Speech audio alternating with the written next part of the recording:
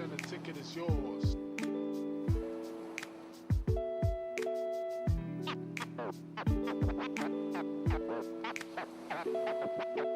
Cash and the ticket is yours.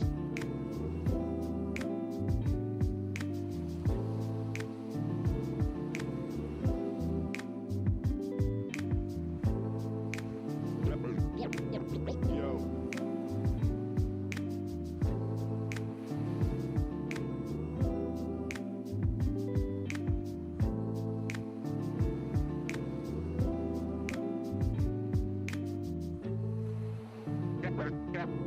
Cash and the ticket is yours.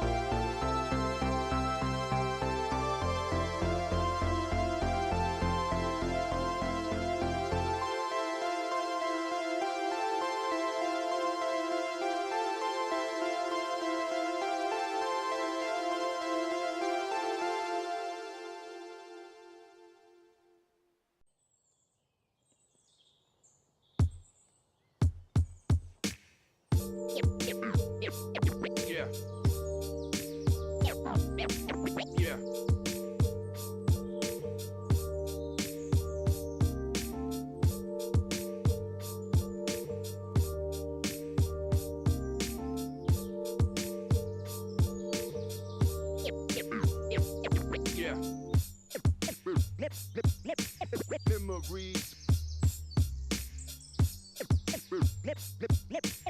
Memories.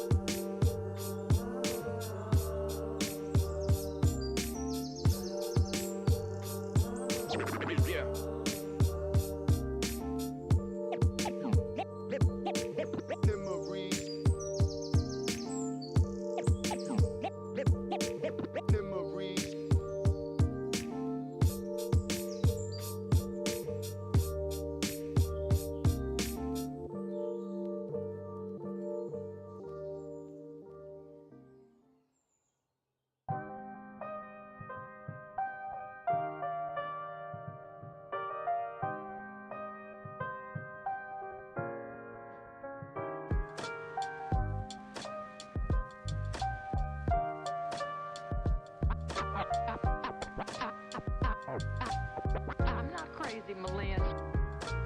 I'm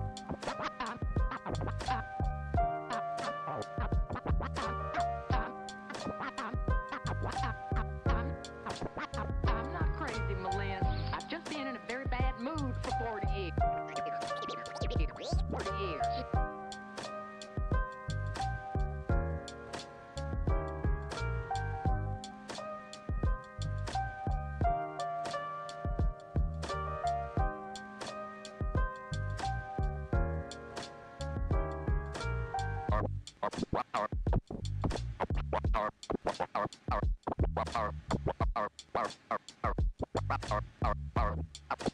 Carpe diem.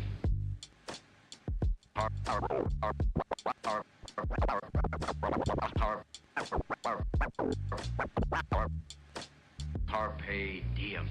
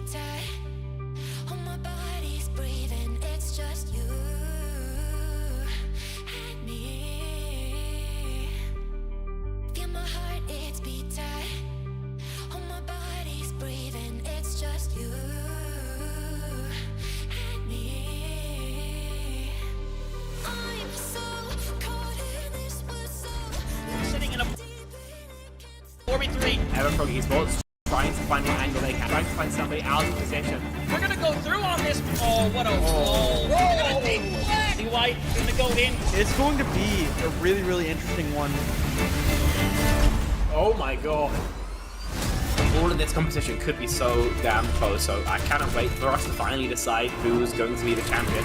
We are expecting some chaos, some great moments. The beast mode has killed 3. Only gonna really need that rampage, so it's gonna clear it out. So gonna get themselves a big old 4K. Oh, and he's getting rid of 3, clearing out the house. That is crazy. Nunji actually kills 3 people. This team feels entirely different on this faster composition. Now Soccer Fort is hanging around, getting onto the high ground. Post bomb's gonna stick under Leaky. They're not gonna be able to survive it at the end of the day. Blue manages to find a 3K. Rio shoving this Lana into a corner. Woo! One more for the road for Rio. That is all signs go. Melophobia with 3 Melophobia. Starting the fight. They'll end the fight. Oh my god. Beagle Bus, they have to play aggressively into this energy. Popping off in a moment where you needed just that. Ruby in that backline. Oh, the flick. Looking for it. Oh my goodness. The 4th one as well. Do they get the 8? They get the 8.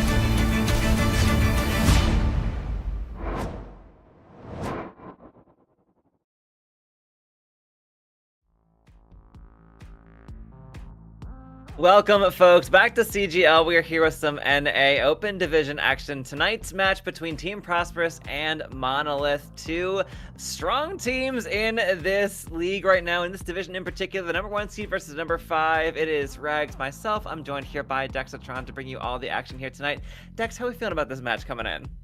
Man, I'm feeling really good about this match. Like you said, number 1 versus number 5. See, when the bracket eventually comes up here in a moment, you'll see how they got here. I believe it was Team Prosperous actually getting a bye in that first round, while Monolith, on the other hand, was able to take care of their series very relatively easy. A 3-0 sweep there. And hey, as I say, there it is. And you see it right there. Those top 2 matches there in the top left. Team Prosperous gets that bye in the first rounds. Monolith went up against Nox Esports there. Got a 3-0 sweep in that one to move on to this winner round 2. And winner of this one, they already know they're already gonna know who their opponent is. Oh, that was a forfeit.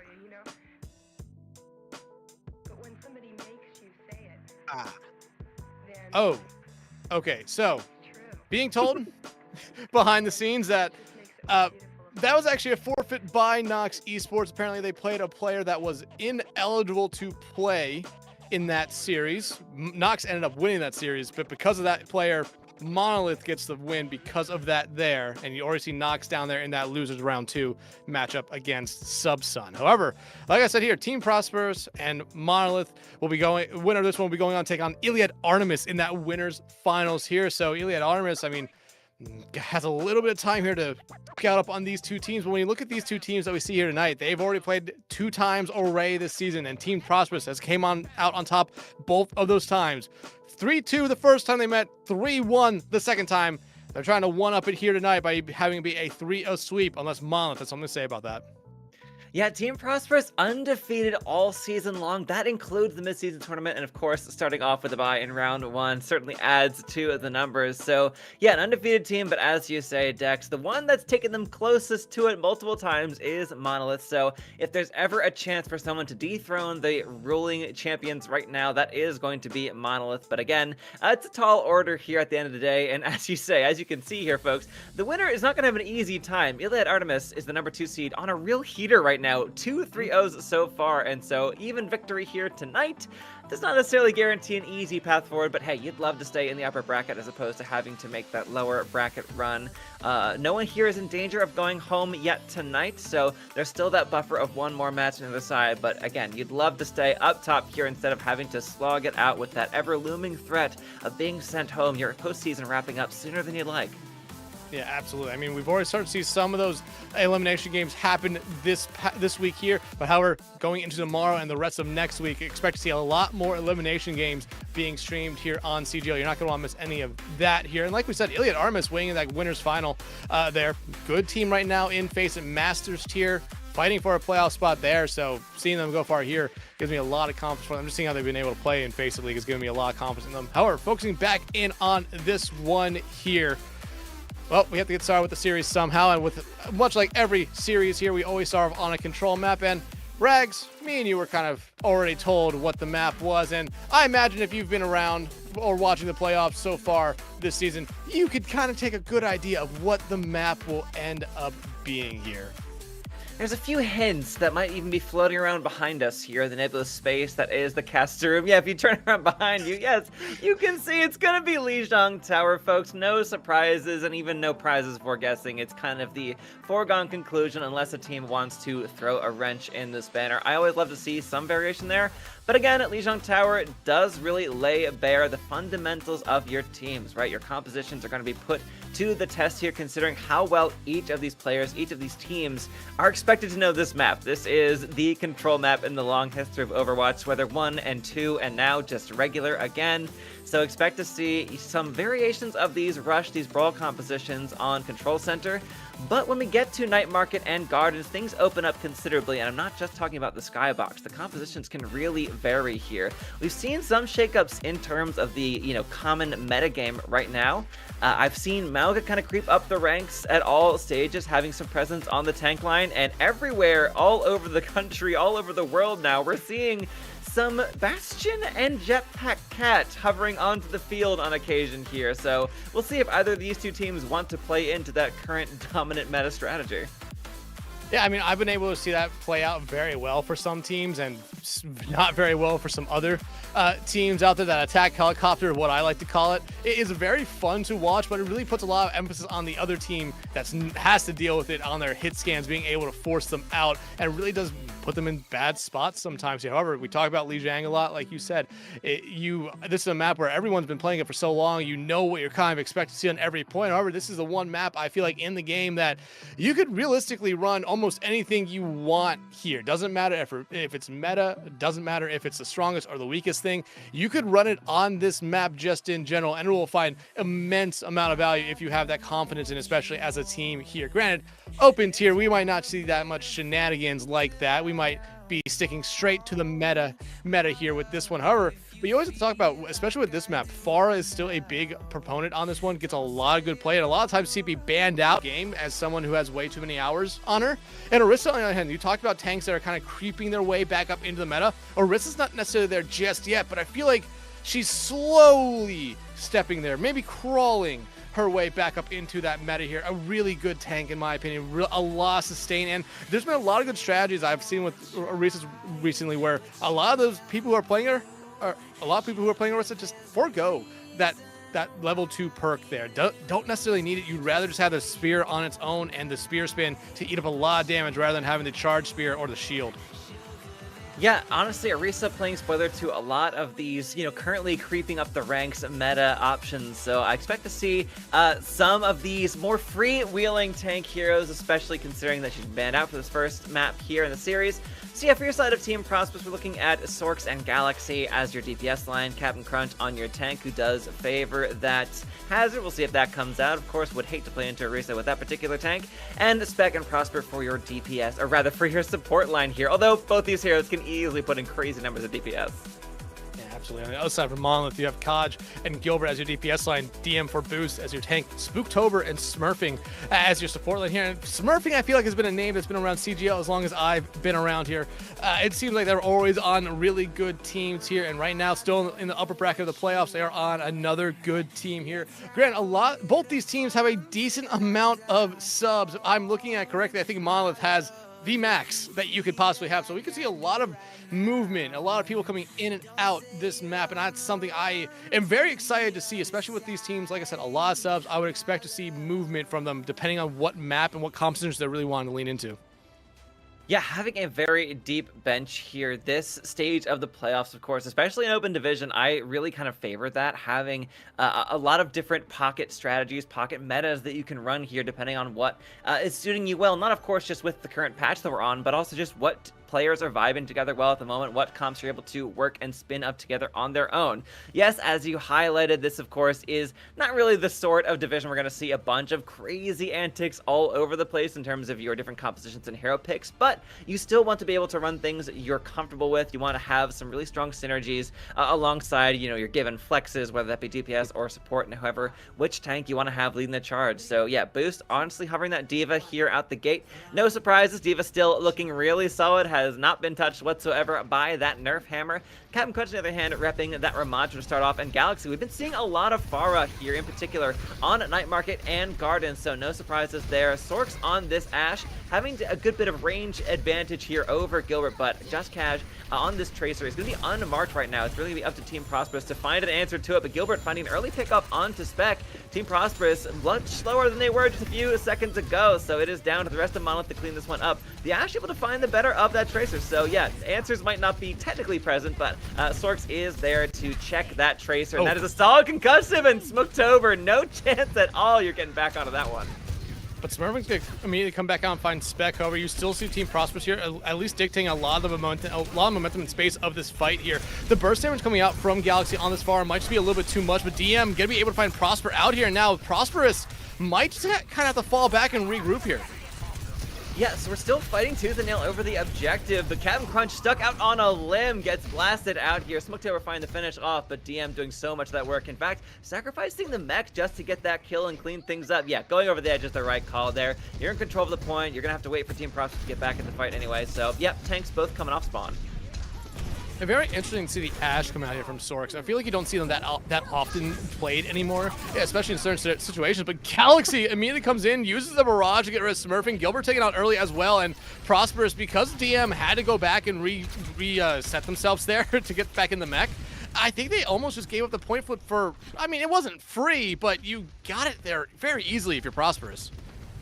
Yeah, Prosperous is more than happy to play with that. I mean, with the speed at which Galaxy is building up to that first barrage, I would not be surprised to see him have another one by the next time the second fight really kicks off here. And Sorks providing such a clean check to this Tracer. Just Cash is finding no value whatsoever. You usually expect a Tracer who is unmatched on the other side to really run a riot over at least the DPS line, if not the supports as well. But this Ashe is really finding such a clean answer here for Team Prosperous. Galaxy finally goes a little bit too deep and is able, Smooktober is able to find the finish off onto that one. The Bob committed from Sorks, trying to find some positional advantage, but the rest of Monolith are ignoring it. They're already on the objective, so that Bob looking for something to shoot, but not going to find it at where he's sitting right now. Yeah, it felt like a very awkward use of the Bob right there for Sorks, unless they're going to make a swap here right now. But Prosper at least going to find their counterpart here in Smurfing. DM4 boost, they'll get immediately come right back and find Prosper out there. So you'll take that trade, but look at Monolith now. You have Overclock, you have Remech, you have Beat, you have Ant Matrix. You're in a really good spot right now. Bob being used right there for Prosperous to really not find anything is going to cost them in this fight.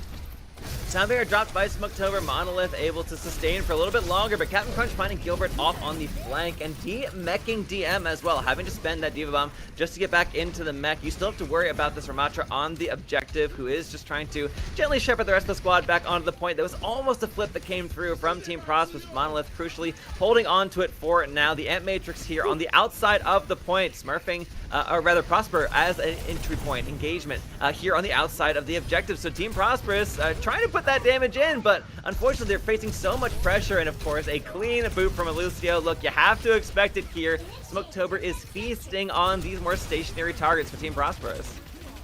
Prosper going to fall right there. Galaxy taken out as well by Kaj. And this is what the start of the Monolith was looking for here. We talked about they've played Prosperous twice already this season, have been able to come out in a single one of those series here, so they want to get off to a good start. Grant, we always talk about how control maps are a little bit of a coin flip sometimes, and maybe Prosperous just kind of struggles on it, but Monolith, this is the kind of the tempo and the message sent here you want to get going early on. As Spec does invest the beat here, as Prosperous does at least proc overtime. Captain Crunch on that expected hazard, coming back in here with that swap, falling low, but able to get healed up, sustained. Ooh, still under so much pressure. Gilbert is farming these railgun shots, especially in your mid overclock like this. Ultimate is pulled, and of course, Just Cash about to have this pulse bomb as well. A clean kill. What a snipe there from Gilbert. 2K with that. Oh my god, make that a 3. Gilbert doing so much work on the objective, clinching the point, honestly. Those kills in the celebratory sound barrier, and that's all she wrote for the first round here on Lijiang Tower Night Market. Clean one from Monolith. Yeah, and like I said, Team Prosperous, they came out running a really unique comp, or at least a little bit different. The Ashe is something we don't see that often. Granted, Sorex was finding a decent amount of value on the Ashe. It just wasn't necessarily enough for them in the end. I do like them going over to this Hazard here, even though right now Ramatra, I think, is in a really good spot. But it just seemed like a little bit of Team Prosperous was really focused on just trying to find picks rather than maybe winning some team fights. We could talk about when the Bob was used there by Sorex. Not necessarily even just throwing it on point, just to stall out for a little bit longer right there, instead of throwing it into an area where no one was really going to be for Monolith. But Monolith, like I said, they sent a message early on. They're setting the tempo. They're setting how they want to play here. And now Prosperous making some swaps here. Nothing really new. Sorex coming back out on the Soj. Saw that late swap there. But right now, if you're Monolith, I think DM4 Boost is doing a really good job on this Diva. While at the same time, just Kaj here is doing incredible on this Tracer, at least pulling away attention from a lot of their teammates here and just being an annoyance in that backline. Hazard trying to find some dive potential here on the high ground, fighting in one of the few enclosed spaces here on Gardens. And yeah, DM eating so much damage, having to back up to the rest of the squad and get healed up.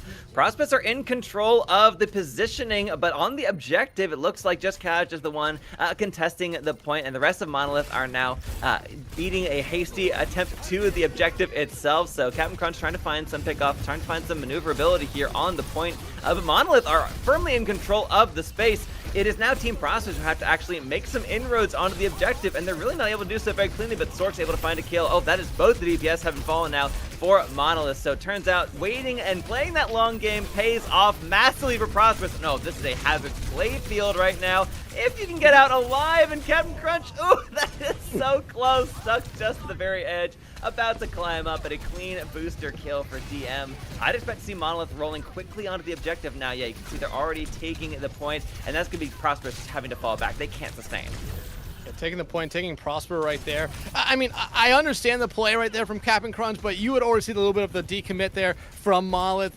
I really, like I said, I understand wanting to try to get one of those supports because it buys you a lot of time, but that was just not the right move right there for me. You look over at the other side now for Monolith. You have that Amix, you have that Pulse Bomb. You're about to have the bomb here online pretty soon. Barrage is ready for Galaxy, and we saw them last point. Not be afraid to use it very, very early on here, but you need to find something out first. Pulse Bomb out from just Kaz, not going to be able to find anything, but now you can get going here if you're Prosperous.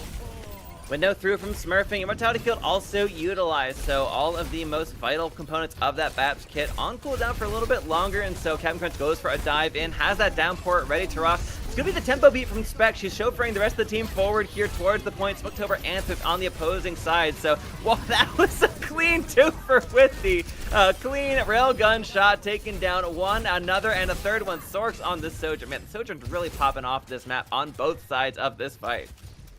Yeah, it seems like we get a different kind of hit scan coming in every kind of maybe couple weeks, and then Soj just is like, yeah, I'm still here. And both these players that are playing, Gilbert and Sorex, are showing why Soj is still played at a very high level. Or DM4 Boost, so they have a remaking tool here, so expect Monolith to play very aggressively. Prosperous, to look at what they have. They have no support ultimates, but they have that downpour, which is being used right now. The barrage and that overclock online. Sorex, though, might not even need to use the overclock in this fight. Yeah, that is functionally a whole team assist there onto Smurfing, and now down your main source of healing. That's going to be Monolith falling back. Honestly, very wise to also wait out this overclock as well. Sorks gets a bit of damage through, but not really the massive pop-off you'd love to see. But, of course, Monolith spent theirs at the exact same time, so this is still kind of a wash in terms of your ult spent in that fight. Monolith about to have their support ults about faster than Team Prosperous did, considering they were able to win one more fight there in the mid-game. Sorks, though, sniping out Gilbert. DM doesn't go for the remake, so understanding that fight was already lost, I appreciate that decision here, but taking out Galaxy at the end of it, that's actually a pretty sneaky win for Monolith. It is. It allows them to come back in very fast. DM4 Boost could be able to play very aggressively here. You won't have that large amount of burst damage that Galaxy provides you. And you still know they have that grab online. Just Kaja does have this Pulse Bomb ready to go. You know they're looking for someone to find it here, but expect it to probably come out after Smurfing. Use that Amix like they are right now. Oh, Prosper clearly the target, has to back all the way away. Suzu expended as well, so a few more seconds without that quick cleanse. Galaxy and Gilbert trading blows here. We are down to DPS on either side of this fight, but it is already the point in control of Monolith once again. Prosper's pushed all the way back Captain Crunch ceding a bunch of ground here, having to keep the rest of the team alive and kicking. And yeah, it looks like they're just waiting to have everyone back and go in as a full 5-stack once again. Galaxy being poked and prodded at a little bit by DM, who now finally will use that remake, the Diva Bomb here, forcing everybody from Prosperous back. And while they're in the midst of it, Galaxy gets caught out. A pulse bomb from Just Cause taking down Spec. Oh, that is all of the value you can get from that ultimate and more. That's a quick dive off the edge. All right, I think that's when it's going to come out in the wash. Yeah, and if you're Prosperous, you have to play quickly right now. You know that there's no one on the other side for Monolith to really be able to take a lot of space here, and finding Gilbert out early on is huge. You already see the fight going on point here, and Prosperous investing early on. DM4 boost is back, but they're not going to throw their mech onto the point here, especially as we're in final fight territory. You only have this beat online right now for Monolith, but you look at Prosperous, beat and downpour about to be online for them right now. Captain Crunch on their own can make sure there's no touch. Yeah, we'll see where this wants to be utilized here. It's going to be off the point or on. Just Cause falls off the edge of the map. Oh, this is a devastating spaceport. The beat comes through, but Smoketovers is looking a little bit shy compared to Team Prosperous. Spec very much sustaining the rest of the team, and you sort of wish you could have had your Tracer with you for that final fight, but an unfortunate misclick there from Just Cause means that we are going to a third sub-map on Lijiang.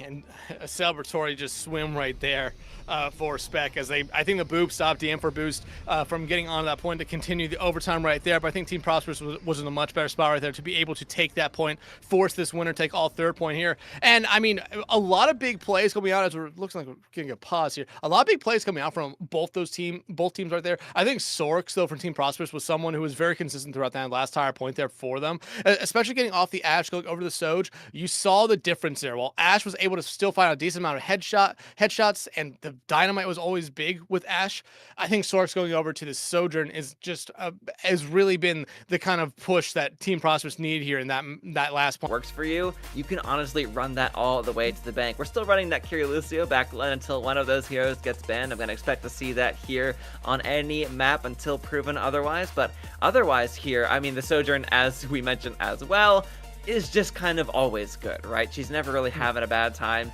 and both Gilbert and Sorks proving that she still really got it as a hero, even despite all the new flashy and fancy damage that comes through left and right. Old reliable, what are you gonna do about it? But yeah, I think the Far from the Sky is actually providing such a good source of damage, and expect to be, like I said, a little bit more close quarters. Fanning the hammer works very well here. Flashbang's very strong, but you all see Prosperous making more swaps here. Captain Crunch showing us Sumatra again. We saw all the way back in map 1. Didn't have the value you were looking for there, hoping it has a little bit more improvement this time around. But Galaxy getting off that far right here as the skybox, not that big, going over to the Reaper instead, who has seen a decent amount of uptick here as of late as well. Yeah, that Dire Triggers perk being moved to his base kit now, an excellent adjustment here, which really opens up his mid-range gameplay, as you can see evidence for you on your screen. So it's going to be Captain Crunch leading the team onto the objective, facing so much pressure here on the point, but it is going to be Just Cause sneaking around the back line. Galaxy spots him out, snipes them from close range. So that's going to be the rest of the team rolling forward now. DM out of mech, Gilbert falling out. You're really kind of counting on that Cassidy to hound out this Reaper, but yeah, once you're down your Tracer, there's no one left to mark, so that's going to be first cap going the way of Prosperous. And right now, I think if you're Monolith, you might have to consider maybe getting DM4 boost off this Diva here. You saw it right there get really kind of chunked down there, not necessarily just by Galaxy, but by Captain Crunch, by Sorks, by Spec, by Prosper. I mean, once that DM goes away from DM4 boost, it's going to be very difficult for them to really find a lot of value. You're going to be looking over at Smook and Smurfing to be able to keep them up in a lot of situations where you don't want to invest that Immortality field early on here. And already look at Galaxy. They could have a Death Blossom this fight. Same thing for Just Cash, though, with that Pulse Bomb. So expect to maybe see 1 or 2 ultimates out here very, very soon. Galaxy kind of crazy to see he's building these ultimates. We saw it on the first round on that Pharah, and here, no different on the Reaper on Control Center. Classic Reaper's playground. But you have the Pulse Bomb ready for Just Cause. You could easily find a solid target here if you're able to sustain your way through and actually make it your way to this backline. As we've seen already, heads on a swivel here for Team Prosperous. The Ant Matrix is out on the objective, Smurfing under a lot of pressure. Death Blossom comes through. Galaxy finds the backline and more. Yes, you fall down to that Diva, but you have done your job, my friend. Rest easy for a few seconds more. DM, though, is still in this fight, still kicking and screaming all the way, but yeah, not going to commit that Diva Bomb. I like the restraint here, right? Holding on to that for a later fight. You know you're not going to win this one, and getting the baby Diva out of the way. Yep, I see on the cake for Prosperous. But a 2-for-1 ult investment there by Prosperous. I mean, they only invested the Death Blossom there. Monolith, they invested their Amp Matrix and a Pulse Bomb. Yeah, Grant, just College is already 62% to another one here. But you now have 4 ultimates ready to go into this fight, which could realistically be final fight here, Rags. I mean, Monolith is going to have to throw out a lot of their ultimates here and now, but Prosperous is going to be able to have more to be able to throw right back at them. I mean, yeah, Deadying directly into a barrier is certainly a choice, but you don't have a lot of space, and you sure don't have a whole lot of time here. Both barriers rolling now alongside the continued rush on the objective, and now the Annihilation overclock. So yeah, DM is currently harassing and hounding out Sorks, but while that's going on, the rest of the team is dying on the point. Wow, what a difference here between our first 2 rounds. So close fought, but here on Control Center, it is all Prosperous all the way as they will take Lijiang Tower. And it by far the easiest point for them. I mean, you could go back to first point, they struggled immensely. Second point, it was back and forth a little bit there, but they came out on top of that one to force that 3rd point on Control Center. But it just seemed like, what, we only saw, was that 3 fights overall? On that point, it felt like 3 fights. I mean, it was very, very quick there for Team Prosperous to get that first map win. I mean, you see Galaxy, Cap'n Crunch, and Sorks. Like I said, Sorks in that 2nd point, I think, is the main reason why we saw the 3rd point there for them. Again, leading the lobby in elims, almost leading the lobby in, actually no, yeah, leading the lobby in damage as well. I mean, you can just look down the numbers right there. That damage disparity between the teams there is immense. That both DPS line, or DPS players and the tank there for Team Prosperous had over 14k damage each. Yeah, the numbers don't always tell the story, but sometimes they sure do. They absolutely did here on Lijiang Tower. Yeah, as close as those first 2 rounds were, and honestly, Monolith looked really comfortable on Night Market. They had a really solid read on their opposition. It took Team Prosperous swapping halfway through onto that Hazard composition that unfortunately just wasn't really able to build up enough steam.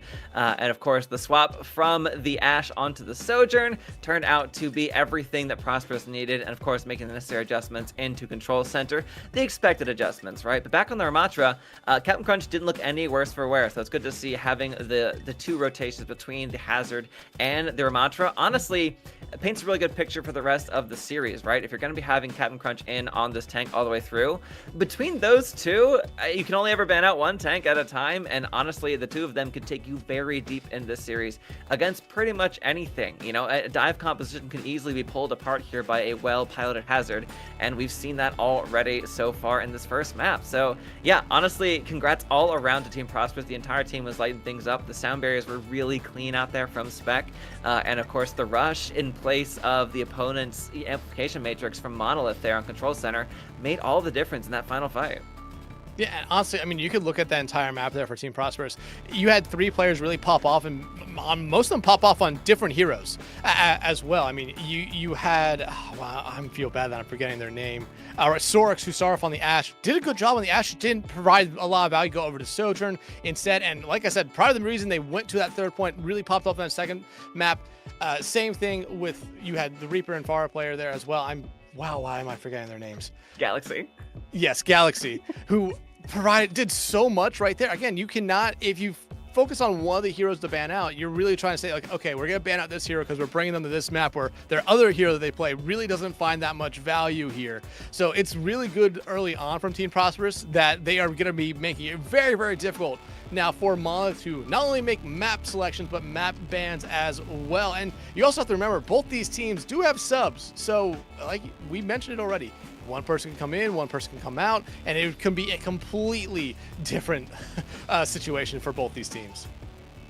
Yeah, it's honestly kind of huge being a team that's hard to ban out, right? It's already been proven here, at least for Team Prosperous, and Monolith kind of yet to be seen here, but Prosperous proving themselves to be a team that comfortable in a few different versions of their primary compositions, at least on this first map, right? You're expecting to see a little bit of a different look as we head into our different map types later down the line, but honestly, you could run these versatile sorts of compositions anywhere you want to until you get some pieces banned out here and there. But up next, next is going to be Saravasa. So Monolith decide they haven't had enough of this particular map type. Of course, Flashpoint basically control, but with more steps here. Quite literally in this case, many more steps to take over this massive contiguous space that is Saravasa, the default Flashpoint map, as is so often the case.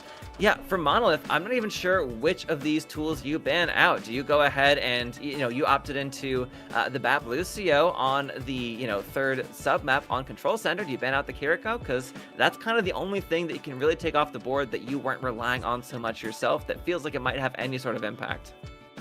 Honestly, there could be a real choice here for Monolith. I think they could go after Reaper. I think this is actually a really good Reaper map for them, and what we saw Galaxy do, especially on that last point, could really just say, hey, we don't want to see that again. We're okay with them playing the Pharah because we believe our hit scan and the rest of our team is going to be able to take care of them. I mean, I believe we're seeing the Lucio for Monolith take care of Galaxy on that Pharah a couple times, which is not necessarily something you always want to be seeing, but you're glad to see it happen when it does.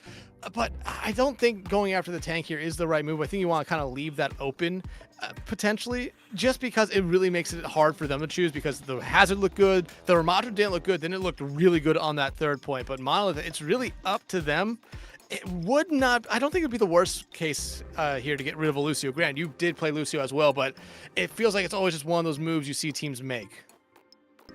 Yeah, honestly, targeting any one of those two primary supports, in all map types. No, it's going to be the Kiriko. All right, so yeah, it was going to be one of those two supports is kind of my guess here heading into something like Flashpoint. And yeah, I think that they looked really solid at least, or rather, they were making some efforts, making some moves on that BAP Lucio, and now without having to play into that Kiriko, I think that certainly opens things up, levels the playing field. But you can only rely on that for one map, right? You're not going to see a Kiriko ban from Team Prosperous. I would be very surprised, I should say, to see a Kiriko ban from Prosperous later down the line. The Diva ban, yeah, that is a well-targeted ban coming out here from Prosperous. Feeling like Monolith's a very bannable team right now, whereas Prosperous, one piece does not seem to be it for them.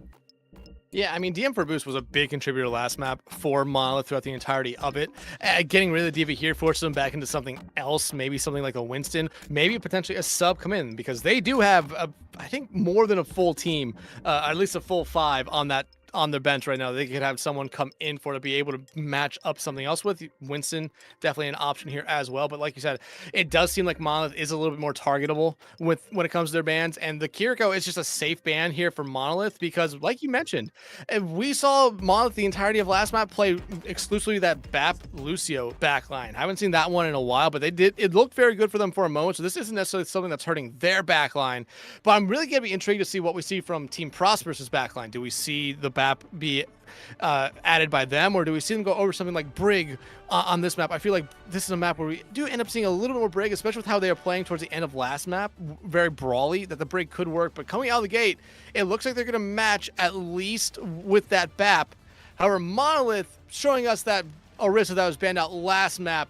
I'm not going to trust smurfing on this Zenyatta just yet, but it's not far-fetched that we could see it here. No, I think especially in 10. All right, so you're not gonna say it, so I'm not even gonna go into my potential tinfoil hat theory as to how it could work there, but I think it does pair well with an Orisa, if I'm being honest. Either way, it's gonna be the Orisa in answer to the expected Hazard. Galaxy on the on-run. Yes, she's had a significant buff here in the Season 2 patch, so I think it is no longer a dead hero option here. I'm excited to see what Galaxy brings to the table, if this continues to be the pick, or if it's just gonna kind of get, chased out here by this Tracer already under a ton of pressure from just Kaj and Gilbert. So Sorks and Galaxy having to back off a little bit here. And yeah, this Orisa from DM is holding the line exactly as you'd expect, and the kills coming through. Backline torn to ribbons for Team Prosperous. Monolith going to be in first control of market. Yeah, it seemed like Spec went in a little bit too far. They're trying to, and didn't see where Captain Crunch was because of their own jagged wall. Now, if you're the rest of Team Prosperous, you're just trying to back out of this one, not lose as much time here as possible. But again, it's going to be really interesting to see how Galaxy plays into this composition, especially with Captain Crunch, because you kind of want those two to be working in tandem, because that just is a little bit of a nightmare kind of pair right there. Sork, so again, we saw what they could do last map. You want them to get off to a hot start. You're not getting off to a hot start just yet. But Prosperous, though, going straight towards point instead. I mean, DM just playing a dive Orisa here, taking out Spec. Down your Lucio. Team Prosperous have nowhere to run and nowhere to heal. Losing the Baptiste as well. Captain Crunch eating a full armory's worth of javelins here throughout this first point. Honestly, with the way these fights are going, we're already in final fight territory for this first point at the very least, and I don't even know if Prosperous are going to touch. And you have to remember, we saw the Orisa be banned out last map here by Team Prosperous. I think right now you're seeing exactly why the Orisa was banned out here. DM for Boost is making Orisa look like a warlord at the moment right now, taking so much space, maintaining it as well, and just kind of commanding where all the fights are going here. Sork's still going to be able to find Gilbert. The touch will come out here for Prosperous, so overtime will at least proc for them. Alright, Immortality Field used by Smurfing, but only lasts so long as Captain Crunch dives in, helped out by Galaxy. It's going to be the kills, following the way of Team Prosperous this time. Monolith coming into this next fight with a good 3 and some change ults. Yeah, I like that. Ooh, that's a late one. It's not going to hurt you in the grand scheme of things, but it'll just allow Prosperous to kind of build up some more percentage here. But Monolith not really investing any ultimates in that last fight outside of a pulse bomb, I think puts them in a good spot here to come back in and play very aggressively. They're not going to have beat, but Spec doesn't have beat as well here. And you could just try to just pump up the tempo here a little bit if you are Monolith. Just try to get something going here fast. Try to catch Team Prosperous off guard here early on, but Captain Crunch's downpour could really disrupt a lot of the plans that Monolith has here. However, there's the Ant out from Smurfing. And Matrix out on the outside. Prosper has one, doesn't go for it. This pulse bomb from Galaxy only takes down that Immortality Field, but you've lost your tanks. So Team Prosperous, can you even have any staying presence on the objective, especially when DM is here, threatening that Terra Surge, shaking it in its scabbard? So as the point gets flipped over for Monolith, yet no real chance at actually recontesting there. It's going to be a first point going the way for Monolith. And I mean, I think the biggest problem right there for Team Prosperous was Captain Crunch went a little bit aggressive with the downpour and just with their own positioning right there. You saw it right there for the most part. Spec and Prosper were on the opposite side of the point. So when Captain Crunch was all the way outside on the opposite side of the point, it would just put them in a spot where they could not be healed up at all. Yeah, you had Galaxy and Sorks right there as a little bit of a help, or at least Galaxy as help, but that just wasn't enough in the end. Now Monolith, they're going to be able to get set up on the second point. They're going to have another Pulse Bomb online. Terra Surge beat. I mean, they're in a really good spot right here just to be able to easily take this point, but Sorks, again, it's going to be the second point play here from them again on this point to get going here for Prosperous.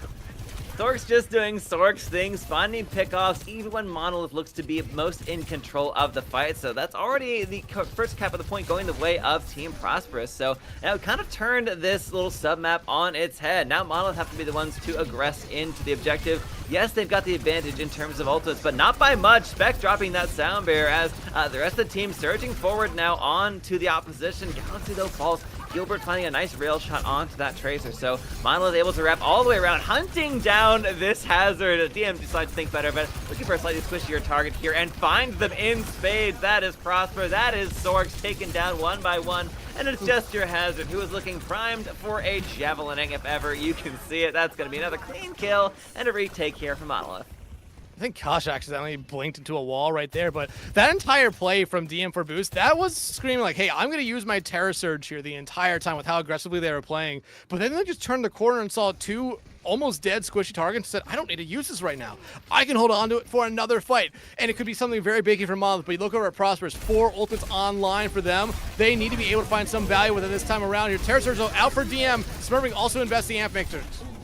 Yeah, so on the objective, these tanks are still fighting it out. The Ant Matrix here from both of these Baptistes looking directly at each other. A couple of window panes waiting to be shattered. Downpour ready from Captain Crunch, goes for it, drops down, lays on to multiple targets, but unfortunately Captain Crunch not alive to actually do the damage himself. The rest of the team, however, picking up the pace to be sure. That's going to be Monolith falling one by one, and just in the nick of time, that's going to be a retake here for Team Prosperous. Losing Sork to the back end. All right, they find just Koch, so the scales have balanced just a bit. Yeah, I mean, you're going to be able to really get a reset here from Monolith. Team Prosperous is going to be able to get all their members back in. But actually, Monolith, they're going to take a very quick reset here. And it's really up to Galaxy to at least buy some time for everyone to get back here from their team, because they cannot play into this fight right now. You only have the overclock ready for them. Monolith does have the pulse bomb from Kaj, but they have been very hit or miss so far, as multiple pulse bombs normally are. But one stick on someone like Galaxy or Sork would be huge for them right now, but not going to find anything but the ground. Both Everclocks ready to roll here. It is down to the Sojourns once again, peeking at each other through respective windows. Sorks find the better of the duel, already proving to be such a prolific Sojourn here on the objective, rolling around. Another kill onto Smoketober just to seal the deal for Team Prosperous. Monolith leading a hasty retreat now away from Ruins, trying to find some stability before we head into our third flashpoint. We're all tied up here on Surabasa. Like I said, Sorks, they just need to get that second point in every map, and they start to come alive there. And that's something very scary for Monolith, because they weren't ever able to really bounce back from when Sorks came alive on Lijiang Tower here. Now it's Smook almost getting taken out right there by Galaxy, and Prosperous going to be able to get set up on this point here very early on. Both support ultimates online for them, a pulse one ready as well. Monolith doesn't have anything just yet, but hey, we talked about this going to the last point, where Prosperous didn't really have that many ultimates compared to Monolith, and all it took was one railgun shot from the Soj to really open up a lot here. Gilbert now could be what they're looking for right now if you're Monolith. Find that early pick, give you some space, give you some time. But I like what Prosperous is doing here. They're really being aggressive. However, Monolith says, yeah, we'll just go play point instead. Yeah, Just Cause hunting around in the back line, looking to find a sneaky avenue to the objective. We have the Baptiste on the roof, my friends, and Smurfing able to dive down, get to safety with the rest of the squad. So Team Prosperous, however, are going to get first cap, but that window on the high ground, Team for Boost puts in so much damage, taking out the Amani Baptiste. Oh, that is immense value gain. Soundbar out from Spec. I don't know who got covered, but I think that was just maybe a single target at most, but certainly not the value you'd love to see. So yeah, Team Prosperous falling one by one, and Monolith, a crucial expenditure of ultimates here. They will get the point. I believe you got Pulse Bomb, Amp Matrix, and Beat help from the side of Team Prosperous right there. Monolith, yeah, you invested both your support ultimates as well, but you gladly take that there. I mean, Captain Crunch, you could definitely tell they were looking for the downpour right there. However, guys, no one saw oh it. my goodness! I mean, what a clutch immortality field! Prosper to the rescue. Oh, Team Prosperous very much living on the back of their Baptiste, even if Sorks did not see that one come through. Your Baptiste is there to save the day. So, yep, that's the pulse bomb going the way of the world. That's going to fall down one by one here on the objective. As Terracer just pulled out from DM, Team Prosperous, they're down any ults, right? You've got that downpour just utilized by Captain Crunch. Didn't really lock onto too many targets. Everyone's still alive and kicking here for Monolith, and will there even be a recontest? We're still fighting this on the fringes of the objective, waiting for the rest of the squad of Team Prosperous to get back into the fight. You're going to lose Prosper out here early on, and now Monolith, they're just trying to find one more pick here. And there it is right there. Gilbert now coming alive for them here. The Sojourners have been very important for both these teams so far throughout this entire series. Overtime will at least proc for Team Prosperous, but there's not going to be much to be Prosper about this fight here. They're going to have to give up this point and play for the rest of their map lives here. Yeah, Spec taking a dive off the edge is perhaps the right call. Team Prosperous would love to rally together as a full team of 5. Monolith just looking really clean there on that third point here on Saravasa. We're really seeing quite a trade here back and forth, but crucially, that always favors the team to get the first point market, as we are seeing passing through ourselves. So it is now down to Team Prosperous. They have to win 2 in a row to take this map here. Monolith made the right choice so far, taking us to Saravasa. We'll see if they can close it out here on Gardens, or if we're heading to a 5th and final map on Palace, sub-map, I should say, final point here on Saravasa. Having both DPS ultimates is certainly nice for both these squads, and also both of the map ults as well. So honestly, tons of symmetry between both the squads. Ant Matrix down here from both, but it's going to be the first kill falling onto Captain Crunch. Gilbert coming alive, finding a 2K with the overclock. Pulse Bomb only finds the immortality field, but that is a very scared retreat from Team Prosperous as they head for the hills, and Monolith gains first control here of Gardens. Yeah, and I mean, a costly fight there for Prosperous as well. You invested your Amatrix in that one. Yeah, granted, you got the Amatrix and both DPS ultimates out there from Monolith, but they're in control of the point right now, so you really can't talk much about it. You're now looking at Galaxy's Pulse Bomb here and Beat about to come online for Spec and Smook here, being very important parts of this fight here. But I feel like as this map's gone on, this hazard for Captain Crunch has not necessarily found the value you're really looking for here. Not necessarily finding that pressure or those backline picks that you're hoping to see from your hazard here. Smook and Smurfing have done a really good job just avoiding that hazard at all costs. Soundbar out from both sides. Terra Surge here on the objective. DM crucially doing that in the midst of that shield, so protecting you from all that potential damage leading through onto that Orisa, buying you so much time and space. And now we're in final fight territory, and with the way these points tick up, Team Prosperous, they're not going to have a clean final fight, but Captain Crunch finally pick off onto Gilbert, just trying to hound them out. So it turns out we might turn this one on its head. Team Prosperous are the ones in control of their own fates. They will get back on the objective. A single pick is all they needed, and you can count on this DPS line and tank in particular to find those kills when you need them most. Yes, it's 99%. Yes, the odds are long, but Team Prosperous will have to take those.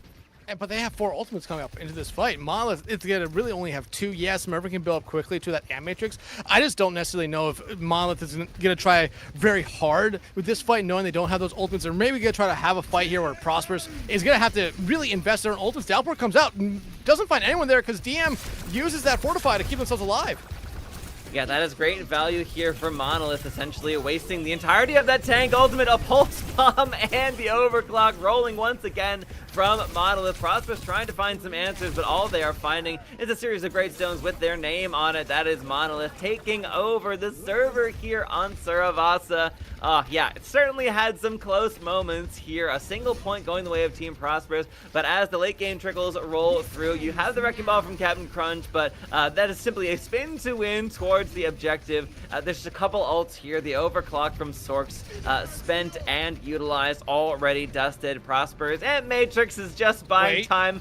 We've got a boop off kill onto DM. Say it ain't so. Is this how it happens? Is this how it happens? 2 kills, spinning to winning for Team Prosperous. I cannot believe my eyes.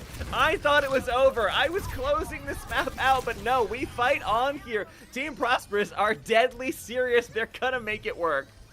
And here's the thing with those late picks right there, DM for boost can get a touch. Same thing with just causing Gilbert, but you do not have Smook there, who is so close to a beat. And look over at Galaxy and Captain Crunch. You could have Mines and a Pulse Bomb online here. Touch will come out now from Monolith to at least force overtime, so you're gonna get everyone back here. Pulse Bomb though from Galaxy, get up on the stick. You need to be able to clean up DM for boost here though. DM under so much pressure here, had sliver of health left for your Orisa, and now down all your defensive cooldowns. Fortunately, the Sound Barrier is ready for Smooktober, but those health bars are still draining at a lightning quick pace. The Wrecking Ball from Captain Crunch built up that minefield and laid down over the objective decks. We're heading to a 5th point on Saravasa. We're not done here just yet. And here's the thing, Captain Crunch, they could go make the swap right now. Go back over to the Hazard, go back over to the Ramatra here if they feel like it. But I think sticking with this ball here might just be the way to go until you necessarily lose a fight right now. Granted, you just invested in the minefield. You won't have that ready to go here. You look over at Monolith though, Terror Surge, Pulse Bomb online for them. Nothing right for Prosperous so far here. But again, we've seen early picks come out for them very constantly throughout this series here, and that's normally been something that's been enough for them to win fights on their own, even when they're down in that ult economy. Look, as long as Sorks is in the fight, you can count on a rail shot finding someone's noggin here. That's going to be Pulse Bomb invested from just there it is! Pays for it with his life. Sorks does exactly what it says on the tin. Getting a clean kill to start things off here for Team Prosperous. So as we're still fighting up the objective, a clean javelin from DM and another kill. So despite the heroics of the Orisa on the point, once the final kills are cleaned up here, Team Prosperous will take first cap. And I fully agree, Dex. Stay on this Wrecking Ball until the wheels come off. Yeah, I mean, look, already 75% to another minefield right now. Pulse Bomb, Overclock online, about to be soon online here for Team Prosperous. Monolith, on the other hand, still has that Terror Surge, Amp Matrix, and Overclock about to be online for them here now. Again, it's really important to look at these two Sojourns. They've been both spark plugs for their teams throughout this entire series and really this entire map. Gilbert needs to find an opener here very, very soon, as Prosperous almost gives it the point for free, but it's going to be Captain Crunch who's just going to stall it out. Yeah, expect another quick minefield to be built here. Captain Crunch only 10% away. You just have to stay alive and do a little bit more damage. Ooh, that is a taller order by the second here. DM having to rotate around the objective here. This Orisa, yes, can hold some objective space, but still is under so much focus, under so much pressure out from the opposition. It's going to be the overclock ready to roll from both of these Sojourns once again. Captain Crunch falls without using the minefield, so the point gets flipped for Monolith. Team Prosperous need to hold on to these ultimates. Do not spend any further in this fight. Cross those fingers. They're going to come into this next one with a good 4 and some change. Yeah, just die on the objective at this point here. That's the only way to make it work. Galaxy still in the fight. I'm not really sure. Oh, the Pulse Bomb committed. You find a kill into Smurfing, so that actually is an opening when the rest of the team gets back, but I might have held the Pulse Bomb. I think that's the worst case scenario there for Prosperous. Not Galaxy using the Pulse Bomb, but the fact that Monolith took the point. They didn't use a single ultimate. Look at them right now. A full house on the table here for them. Prosperous going to have some big plays. Mine's coming out here early on, so they want to try to get going, but the one clip into Galaxy takes them out, but you lose DM for boost. An assassination onto Galaxy, but the rest of the ults come rolling through from Monolith, and it's exactly as you say, Dex. One by one, the dominoes fall, and Team Prosperous don't really have any answers. They're coming into this potential, and in fact, final fight here with that overclock, but that's kind of it. the overclock, and you're gonna have a beat. Expecting to be alive to build up to that right now. Monolith, this Terra Surge and MX is gonna be a little bit too scary for Prosperous to really deal with here. You need to take some aggressive angles right now, force them into spots where that Matrix is gonna be able to find them no matter where they are. But Captain Crunch has been able to spin to win once already this map. It could do it again here. Overclocking from a very defensive position here. Sorks is clearly afraid and conscious of this Terra Surge spec. Not able to build that sound barrier. That was the win condition here for Team Prosperous, getting caught up in the blazing inferno of that Terra Surge. Monolith still holding the objective hostage. Team Prosperous need to find some answers, need to find some more kills. Once that enough, Galaxy leaves the objective, finds the kill, but oh, Monolith take it at the end of the day. All the heroics from Team Prosperous don't matter in the face of the staying power of this team being led by the Orisa. We are at an even series here.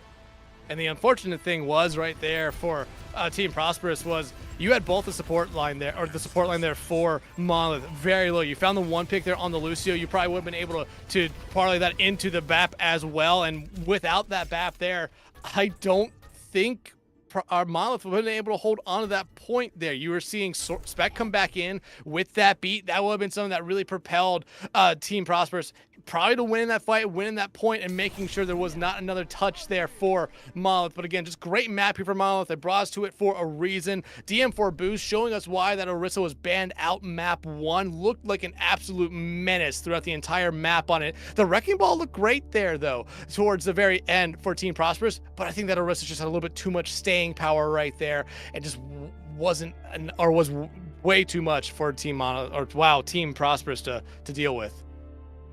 Yeah, Prosperous, they looked good in flashes there, certainly capping 2 of those submaps, 2 of those points on Saravasa.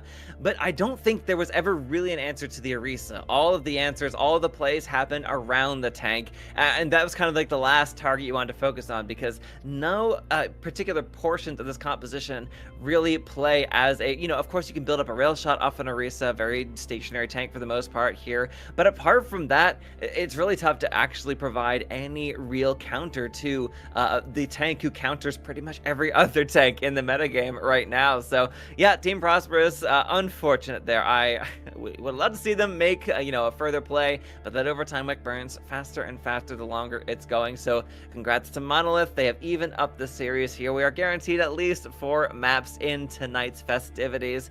Now the ball's in Team Prosperous court. They decide where to send us, what map type in fact to send us. And I'm wondering if they want to keep pushing the tempo here, because we're out of our highest pace maps, right? Control and Flashpoint, kind of your fastest ones. If you want to have something that has a similar sort of tempo while still hybridizing itself between Escort, you could run Push, right? You could certainly push a very high speed aggression if you want to keep running that here. But as we highlighted, they've already used their one Orisa ban for this series. They're going to have to be expecting to run into DM for boost on that hero until it stops working. You also have to remember they've already used the Diva ban as well. So if you say like, hey, we're going to try to bring it over to a dive map, well, Diva's back on the table for them now. The only thing you could really do is maybe try to play poke, but you could also, most poke maps do kind of, our secondary dive maps as well. So you've kind of put yourself into a corner right now where you're really gonna be focusing in on probably the DPS line and the support line here for the rest of the series if you are Team Prosperous. So something like the Baptiste could easily be banned out here. That's something that Monolith's been playing throughout the entirety of the series. Maybe get rid of the Lucio here as well. You have options right now, but still you have options with maps here. Like I said, you could bring us something divey to say like, hey, let's try to make sure that if they're gonna run, something pokey, so that if they want to try to run something divey, you can at least counter it out a little bit with the poke, especially with something like the Sigma. Yeah, they've also, Monolith have utilized their Kiriko ban, which I think was very impactful here on Saravasa. Team Prosperous relying on that meta backline of that Lucio Kiriko so heavily on Lijiang Tower, whereas Monolith really trended away from it. So yes, that's going to be available to both teams for the rest of the series here, unless Prosperous want to ban it out themselves. I would be incredibly surprised because we haven't seen no inclination of Monolith to run that when they have the choice to do so. But yes, folks, we are heading to our escort map, and it looks like it's going to be the poke, or is it dive, or is it both? It's Havana for our escort map this series. Havana's a very interesting map because I feel like a lot of people look at it as a poke map, especially on point 1. Point 2, though, it's it's very different. I feel like you see some teams kind of stick with the poke, go over to the dive, or hell, we even see brawl and then point three. It's kind of all back in the air. Poke does become strong again. Dive still very strong, but a lot of times, especially towards the end of it, you just want to have a little bit more sustainability. So brawl does come into play here. Prosperous does have the ban here, and like I said, this wouldn't be the worst case to get rid of the BAP here. Very strong in the poke, and we've seen both the Baptistes played here tonight, especially for Monolith, to be able to find a decent amount of kills here. So force them off that, maybe force them something like the Ana, the Iari, honestly might be just a decent ban here, as well as a very safe ban. This is maybe one of Iari's best maps, especially in the escort pool. Granted, Circle Royale is there, but I don't think Circle Royale is in the map pool for playoffs. No, it's really either Havana or Midtown, right? Those are your two Iari maps, generally speaking. So I think you're absolutely right here. One of those two, probably the Baptiste, is my guarantee, considering that's what we've seen so far so consistently. But no, they're banning out the Widowmaker. All right. So I guess they're finding that to be the greatest threat, at least in this incredibly long shooting gallery that is points A and C. But you're absolutely right, Dex. Point B, which is honestly where a lot of pushes, the majority I would say on Havana end. So yeah, that's going to, I'm surprised at that ban, to be sure. Maybe they're protecting the DPS line, but I wouldn't really expect that Monolith were going to ban. I mean, maybe the Sojourn, but they were running that to an equal level as were Team Prosperous. Yeah, I think you called it right here. I think this is mostly a protection ban for the Sojourn here, even though Widow, this is a good map for, especially points 1 and 3. We have definitely seen some Widows take over this map before, especially on those two parts of it here, but it feels like very just safe to make sure that you have that Soj there, or hell, maybe even the Emre as well. But Monolith now, they have this ban. And I think it's difficult to really go after here, because do you get rid of maybe that poke brawl hybrid of the Ramatra here? Do you get rid of something on the support line here that you could maybe expect to see here? The Lucio might be maybe the safest bet for them at the moment, but I mean, you can kind of tell Monolith is taking their time on this one, because they want to make sure that this is a good ban, because this isn't grand finals just yet. It's not it's not a best of 7 or first of 4. This is first of 3.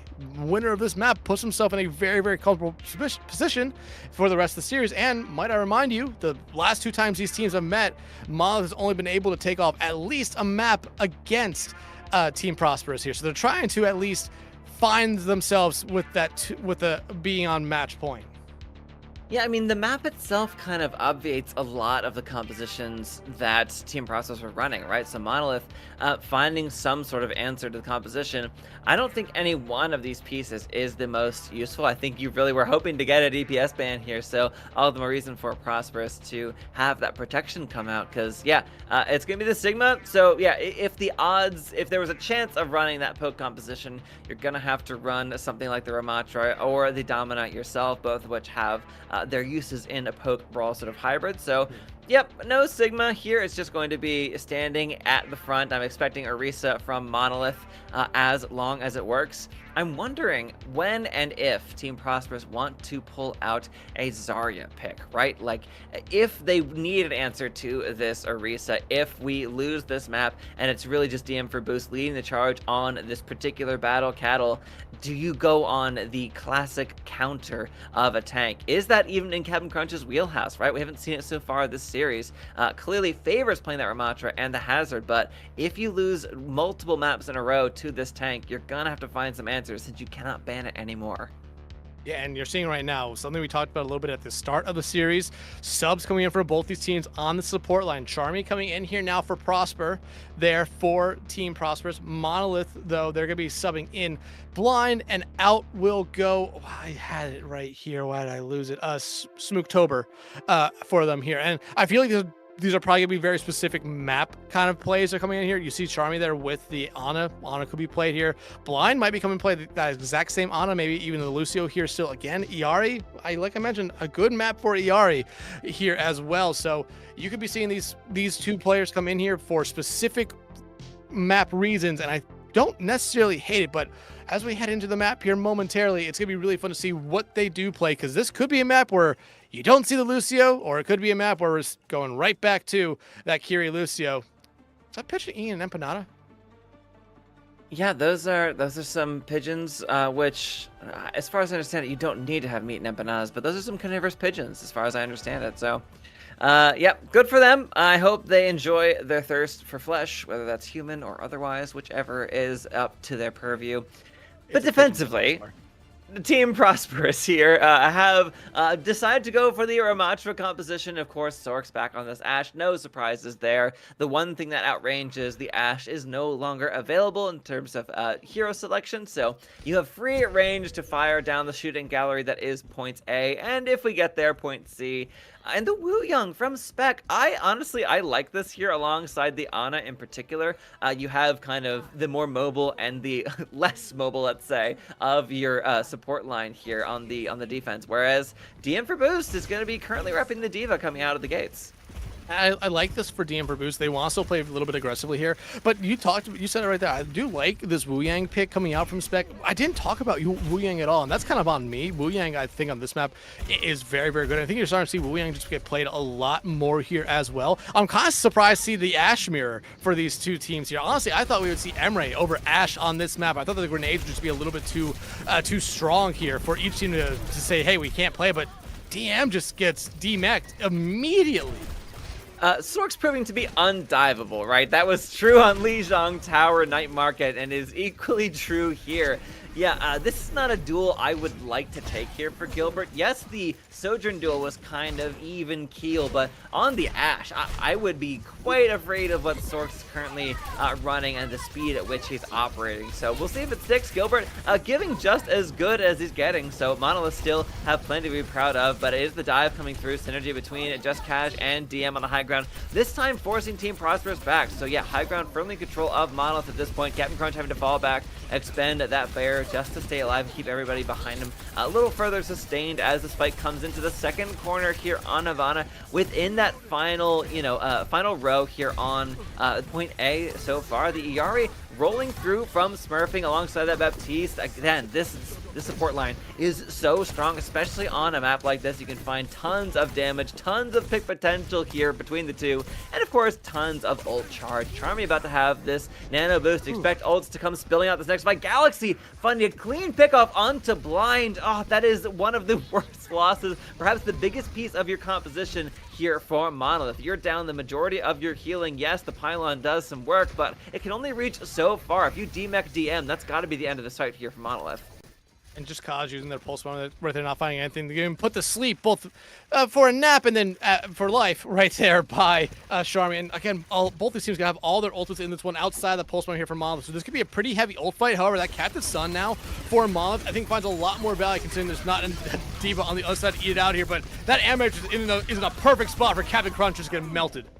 Yeah, just getting obliterated. Yes, the arms up for the block. That is it. It's going to be the nano committed. I'm not sure. There it is. Yeah, it's going to be onto... yeah, where did that go? What happened?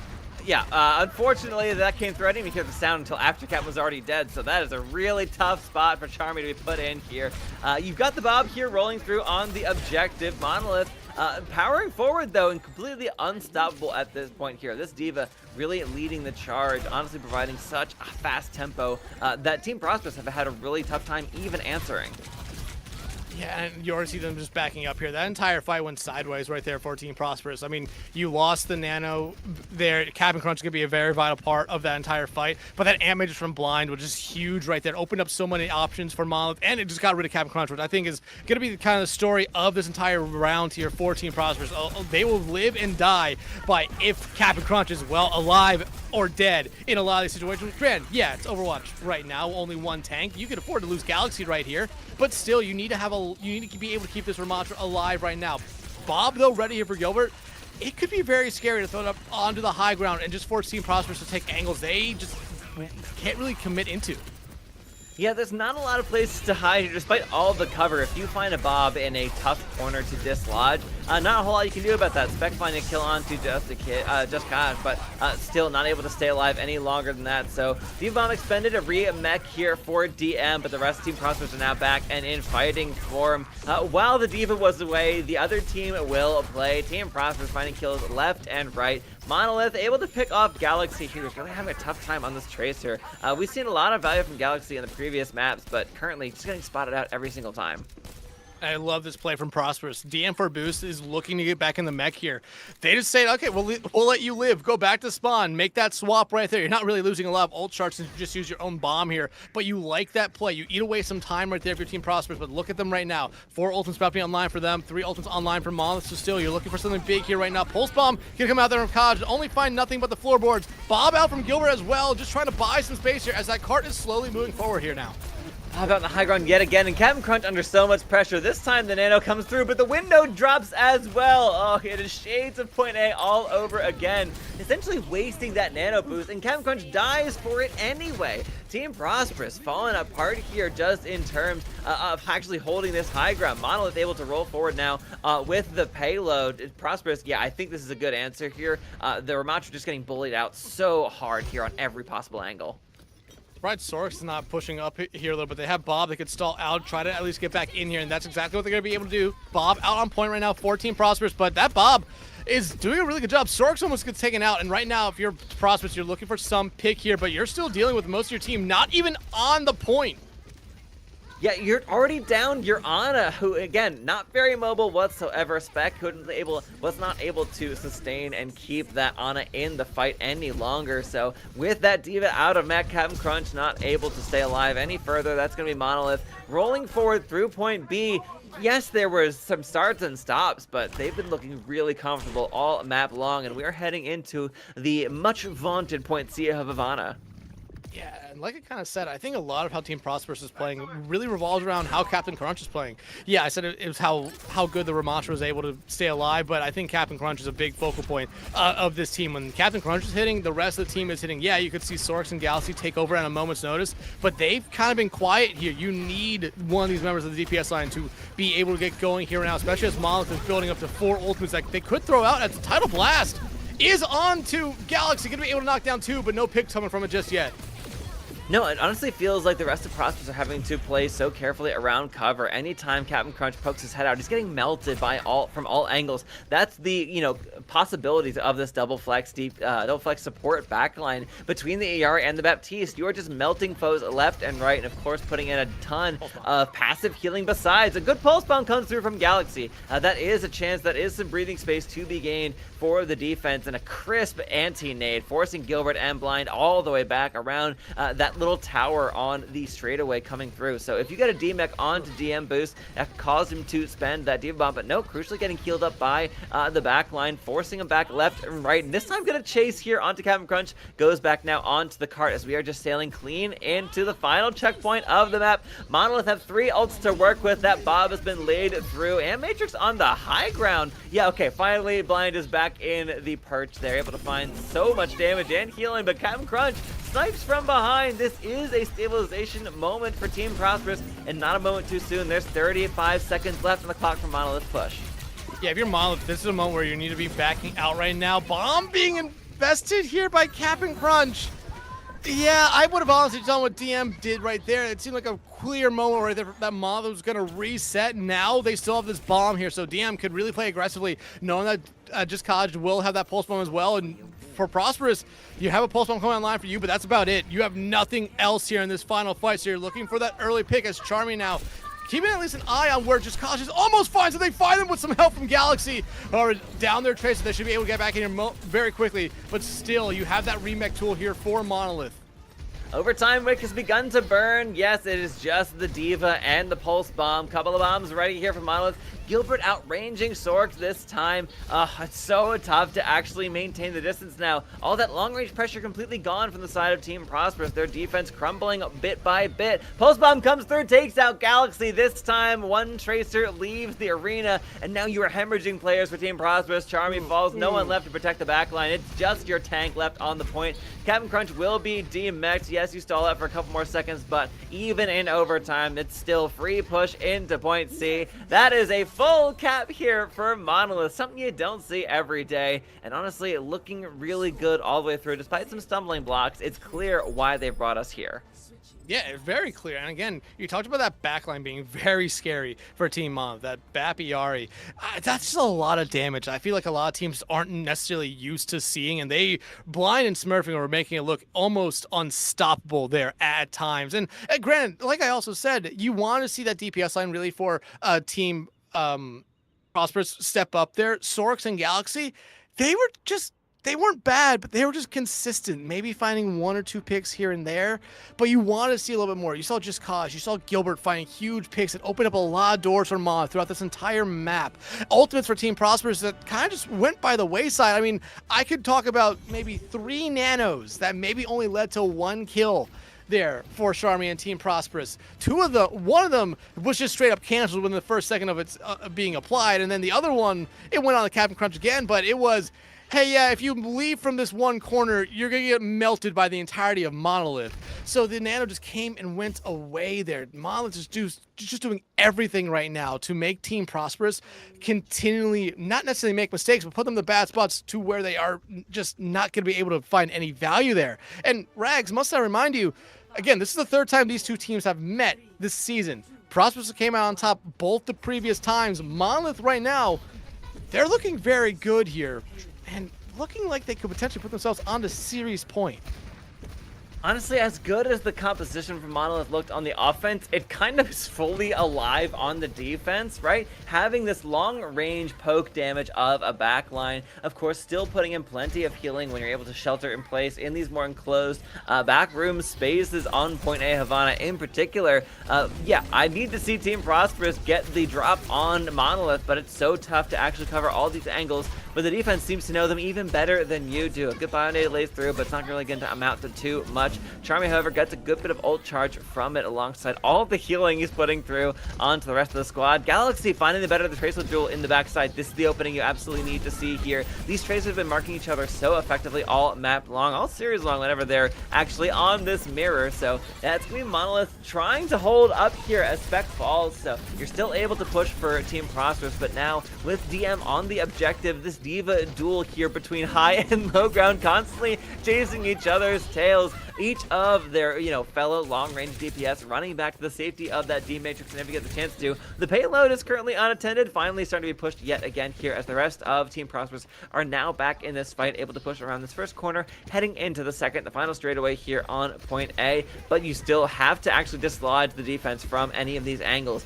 Ults are starting to come online now here. Dry fights will finally end as it's going to be the Nano and the Pulse Bomb ready for Team Prosperous to kick things off. Monolith about to have a good few of their own, but if you go fast, if you go now for Team Prosperous, you could easily stop those before this fight really kicks off. Nano onto the Diva, but the Ant Matrix is already rolling from blind. Pulse Bomb expended, and Sorks falls in the crossfire. A clean kill. Galaxy able to find out the opposing Tracer with a Pulse Bomb of his own. It looks as though when the dust settles, it's going to be Monolith holding on your defense. Yeah. I think Kaj is getting a little bit mad at Galaxy here at this point. I think Kaj just died 3 times this round, all by the hands of Galaxy. Gilbert barely staying alive, 4 health in a dream. Thank you to that immortality field for being the only reason they're alive at the moment. Bob will be available for them and Sorks this fight. Both bombs will be ready as well. That Captain Sun, though, first memory could be huge, but Sorks, Bob's just going to run over Kaj here and send them back to the spawn for a brief moment. Yeah, Monolith, honestly, you can get a touch here. Most of you are still alive, but yeah, it's going to be the Bob laid through first, so expect a good bit of hold, but so much damage already onto that Bob. And honestly, blink and you miss it. The poor guy just laying down before the payload, as that is a Point A cap, not able to get back to the point in time. DM boost is going to get demeched. We'll hold on to that remech. Diva Bomb expended this time for Captain Crunch, finds the kill onto the baby Diva, but that's the second time in a row we've seen a remech spent from Captain Crunch that might not have been fully necessary. It wasn't necessarily fully necessary. It really wasn't. DM for boost, though, once they saw that bomb come out there, I think they just said, you know what, I'm going to watch the fireworks from 4 feet away, because it just helped them out there. That would have been another moment where we saw it last round where DM for boost would have had to find something. They would have had to go completely out of second point and jumped off the map to get a reset right there, or just try their luck at getting their mech back there on their own. Another Nano online here for Charme needs to be thrown out here early on. You want to apply pressure right now if your Team Prosperous, as Monolith is still kind of getting back in here, but DM for boost, they can play aggressive right now. They have that bomb online, so they are going to go in as far as they can, and Kaj finally starting to get something going here. Yeah, that's both DPS being torn to ribbons by the Tracer from Monolith. Of course, the Ashe providing a good bit of assist as well. But yeah, this is a good bit of stabilization for Monolith. They've got quite a few ults ready to go in this next fight, as do Prosperous, but this is exactly the positional advantage we need to see. Holding onto this high ground as DM and the DPS line. Oh, that is a clean stick from Just Cod. Foregoing the Tracer duel and instead opting into taking out the Ashe. Honestly, both these Ashes are going to find diminishing returns on point B, but Gilbert about to have a Bob online. You might as well hold strong. Yeah, well, the pulse bomb from Galaxy at least finds both the Immortality Field and the Pylon. However, it doesn't necessarily matter as the rest of their team being taken out. Sorks will get the upper hand in that Battle of the Ashes, but their team has definitely lost this fight here. Both teams expanded the pulse bombs in that fight. Monolith, though, still gonna have 4 ultimates coming to the next one here. Prosperous gonna have 4 ultimates as well, but they'll need to have the fight get started here before they're all online. And like I said, once Prosperous capped that point right there, they had the nano online. I said, give it the cap and crunch, keep this aggression up right now, force Monolith to use some stuff early on. Now, since you didn't, Monolith's been able to build up. They have a Bob for a stall tactic here right now, and that will allow them really build up to a lot of other stuff, but it's going to be blind using this Amp Matrix instead. Nano onto Galaxy, who dies the second that ult dissipates, and yeah, the window on the high ground, forcing everybody from Monolith all the way back into spawn. The Bob, just kind of looking for something else to shoot here out from Gilbert. Team Prosperous, they've built up to a few more ultimates, but they just keep losing these fights one by one. This war of attrition not favoring them whatsoever. And Cap and Crunch, you saw right there. We saw Monolith had to deal with his last round as DM for boost got demec'd, had to go back to spawn and remech. However, for DM for boost, they didn't lose much when that happened to them last round. Cap and Crunch, they just lost the bomb. I think they were very close to a bomb, so they don't have that now. With a mid to go, you got the build up to a bomb very quickly here right now in Monolith. They can still play aggressively. Captain Sun coming out right there as Galaxy will find one bomb, though, being invested here by Boost.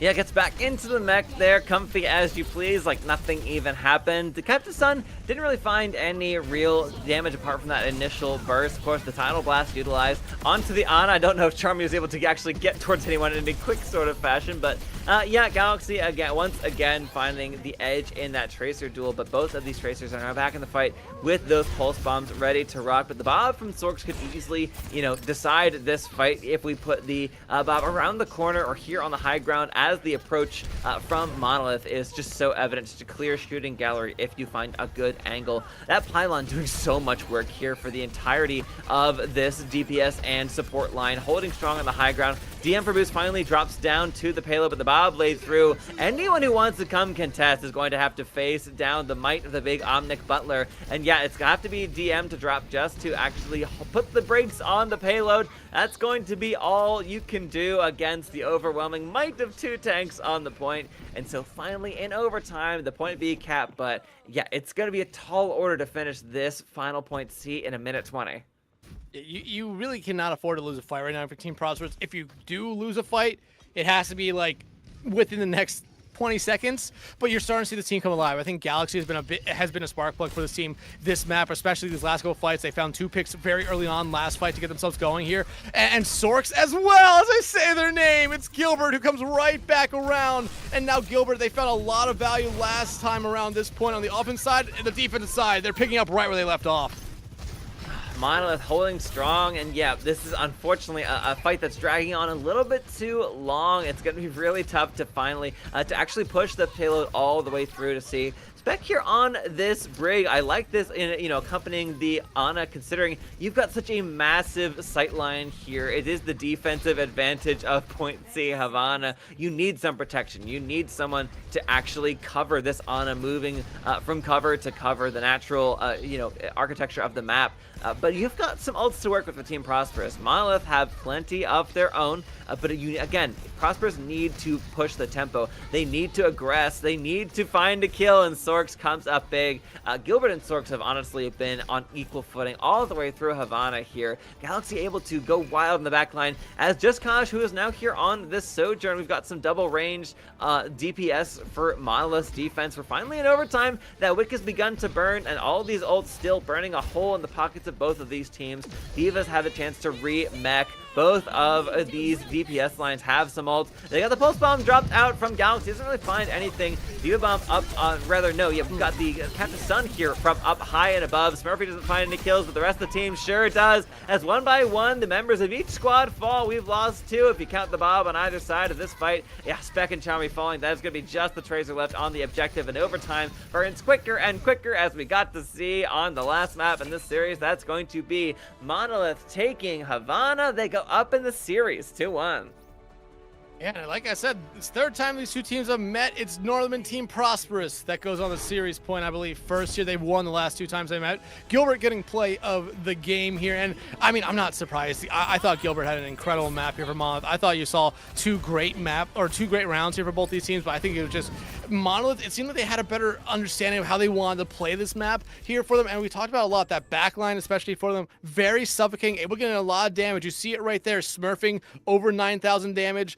Blinds, only, 4,700 damage, but then you look at the healing and almost 20,000 healing right there for Blinds. An insane amount coming out there. The Immortality Field, I believe, saved people numerous times, and the Amp Matrix value from Blind was just insane multiple times. It basically just put the tank there for Team Prosperous into a spot where they couldn't move, because if they moved, they were most likely going to be back in the spawn in a matter of moments. Yeah, Captain Crunch, through no fault of his own, was not having a good map. Just getting melted every single time he showed his head around any corner. And honestly, yes, the Diva swap, I think, was the correct choice, especially on that point B defense. The Ramatra, you can certainly brawl it out there, but not in the face of this composition that Monolith was running. They didn't really make any big changes of their own, apart from some late game swaps onto that Sojourn at the very end of point C. They looked really comfy all the way through Havana here, like they drew it up, this has been the actual planned, scripted outcome from the beginning of the series. So yeah, and it's earned them the chance to go to match point. As we mentioned, they have yet to beat Team Prosperous in this season, so would love to see a bit of comeuppance here. Monolith deliver the first loss of the season to Team Prosperous. It's a possibility, but Team Prosperous have the chance to decide where we head next, a chance to decide a stay of execution for them and force a map 5 scenario. But their answers on these past 2 maps, they've made adjustments, but they haven't actually aced the test that Monolith has laid out for them both times. So honestly, the ball is in Team Prosperous court, not just, of course, to stay alive in the series, but to prove that they are still the best. Yeah, and you have to remember, after that first map, we started talking about how it was going to be very difficult for Monolith to ban out stuff for Team Prosperous, because we saw all their players basically play multiple heroes and find value on that first map. But these last 2 maps, we just haven't seen that, really. We've seen some swaps come here and there, and some of them have worked a little bit better than others. Captain Crunch going to that Wrecking Ball, especially on Surabasa, looked really good there for a moment. And I would have loved to see what would have happened if they were able to keep that overtime wick burning on that final point, but that's a big if in this series right now. But I think it's actually harder to ban out Monolith here, because like we've talked about here a lot, they have over 5 subs on this team. I believe 7 subs. I think they're at the roster limit. So you could just completely bring in 5 new people here. I'm not saying they will, but you could bring in 5 new people here to completely throw Team Prosperous off for a loop here. They're going to bring us the King's Row, which I feel like is the safest bet here for them at this point. Yeah, the safest bet, but Monolith have proven to be a dominant force in these last 2 maps of the series. And hey, they didn't look too shabby whatsoever on the first 2 rounds of Lijiang Tower. So, as we've seen all season long, clearly these 2 teams are so evenly matched, even though Monolith is coming at this as the number 5 seed in the bracket here for our open division. But Team Prosperous, they've decided it's going to be King's Row where they decide our fate. Do we continue this series, or will they head down to the lower bracket? King's Row slows things down a little bit in theory, but we've seen more and more in recent days where even our, quote, slower compositions have plenty of angles and variables you can input to them to really up the tempo. Even in Sigma compositions, right? One of the slowest tanks in the game, as long as you're accompanied by a Lucio, can easily play in sort of a weird brawl setup here. I'm not saying that's something we're going to necessarily see, but we had a Sigma ban coming into Havana. So it's not out of the question to see a Sigma on King's Row, at least on point A. I think the further you get into the map, the less the Sigma provides any value you'd like to see. But if you're looking to get a full hold, the Sigma can honestly be a surprising tool that really closes things up. Yeah, and I mean, it could be a really great pick coming out here for Team Prosperous if they do want to play it. However, I mean, as we get into the ban phase here momentarily, what do they focus in on here? Again, it's hard because I feel like we have just been seeing everyone here for Monolith play incredibly well for this one. DM4 Boost seems to be an incredibly flexible tank, and it doesn't seem like you can necessarily ban them out. We just saw a support sub come in for them. It worked out really well for them. I don't think you're going to see the Bapiari here again. It's a potential, but I don't think you're going to see it here again. DPS line, though, you've only seen one ban come out there from Team Prosperous, and that was last map with the Widowmaker. Granted, I'm not going to say it was the worst ban. It might have been a really good ban considering how we were seeing Gilbert start clicking heads that last map. But it's going to be the Lucio, and I think this is the safest ban here for them. Like, this is by far maybe the safest way that Team Prosperous could go here with bans. Yeah, Lucio is the right call, especially on King's Row. It's one of those maps where you kind of expect to see that Lucio, even if you don't necessarily need it. Certainly on the defense, it might not be as viable for you. But that Baptiste is still looming large. I mean, not just the consistent healing like we got to see on Havana, but those amp matrices, every single time that Smurfing drops that ultimate, someone is eating just a crap ton of damage on the side of Team Prosperous. There's really been no answer to that Bat pick. So, yeah, I mean, you're hoping that if you get to a map 5, maybe that's when you ban out the Baptiste. I think either of those support bans are a good call, but Monolith, this is a very poignant and targeted ban of the Hazard. So yeah, one of the, perhaps the most favored tank here, tank hero, I should say, for Captain Crunch, not going to be available to you. And I think Hazard actually has a lot of really good, you know, playability on King's Row. So you're going to have to play, I mean, what, the Ramatra once again. And if you're forced onto that Diva, clearly not nearly as comfortable as DM4 Boost has been. I mean, the Ramatra's still there, like you said. Diva, yeah, I'm kind of with you. Didn't look as comfortable. It seemed like they were very passive at times, cautious at times, especially when they had the ultimates from their support line there that they could have been a little bit more aggressive on. Sigma, though, like you talked about, is back here now, and you do see at least Team Prosperous make one more sub here. Prosper going to be coming back into the fray now here. I believe they will be replacing Spec. I believe they're replacing Spec here, if I remember correctly. Yes.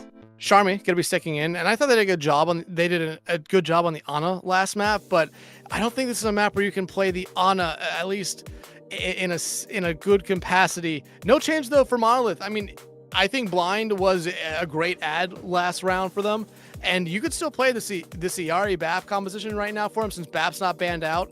And we saw what it did to Prosperous last round, and I just don't know if they have something that's going to be able to shut that down, especially with the Hazard ban coming out here. It really allows that backline to not have to deal with a lot of pressure, maybe outside of Galaxy just doing normal Tracer things. Yeah, I mean, the Tracer duel has been pretty evenly matched all the way through. Clearly, Just Cause getting a bit frustrated with Galaxy on Havana, who has just been marking his steps every step of the way throughout the entire series. But to Just Cause's credit, it's been pretty even all the way through. I think Sorks and Gilbert have the same, you know, sort of relationship here in that these DPS lines are marking each other perfectly. Pound for pound, they're getting the damage, find the pickoffs. We highlighted Sorks earlier on in the series as having that crazy pick potential, but I think Gilbert has risen to the occasion just as impressively. I think Havana was really, you know, Gilbert's to win here in that duel in particular, at least. Sorks not really finding the exact same value we were expecting to see, at least that we got to see at the beginning maps of the series. So, yep, this is going to be a shakeup. This decides the rest of the series. This decides whether we head to a map 5 or if Monolith just take this all the way and they get to stay alive in the upper bracket.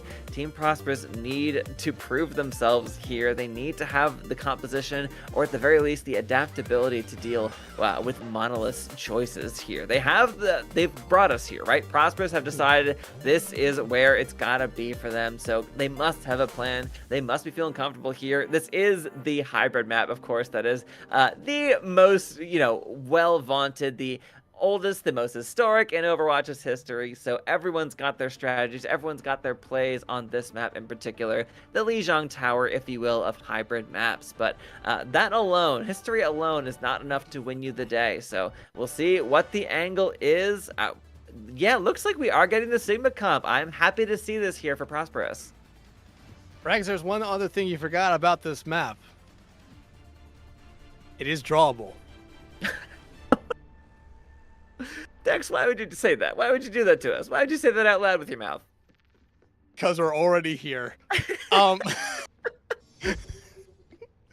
Oh god, we're gonna lose it here. But like you said, the Sigma coming out here for Captain Crunch, we've seen him be very flexible throughout the entire night, and I think this is a really good play for them. Charmy get to show us the Yari. Didn't see a last map from them here. I was doing a pause request here from Blind, who's at least showing us the cat. I don't think we're gonna necessarily see the cat, but we talked about coming into the night that cat Bastion combo. Haven't seen it just yet. Thought we would see it at least a little bit on Liu Jiang, but pulling it out here on King's Row, especially when you're up 2-1, definitely would be a power move kind of play coming out here that I think would completely catch Team Prosperous off guard.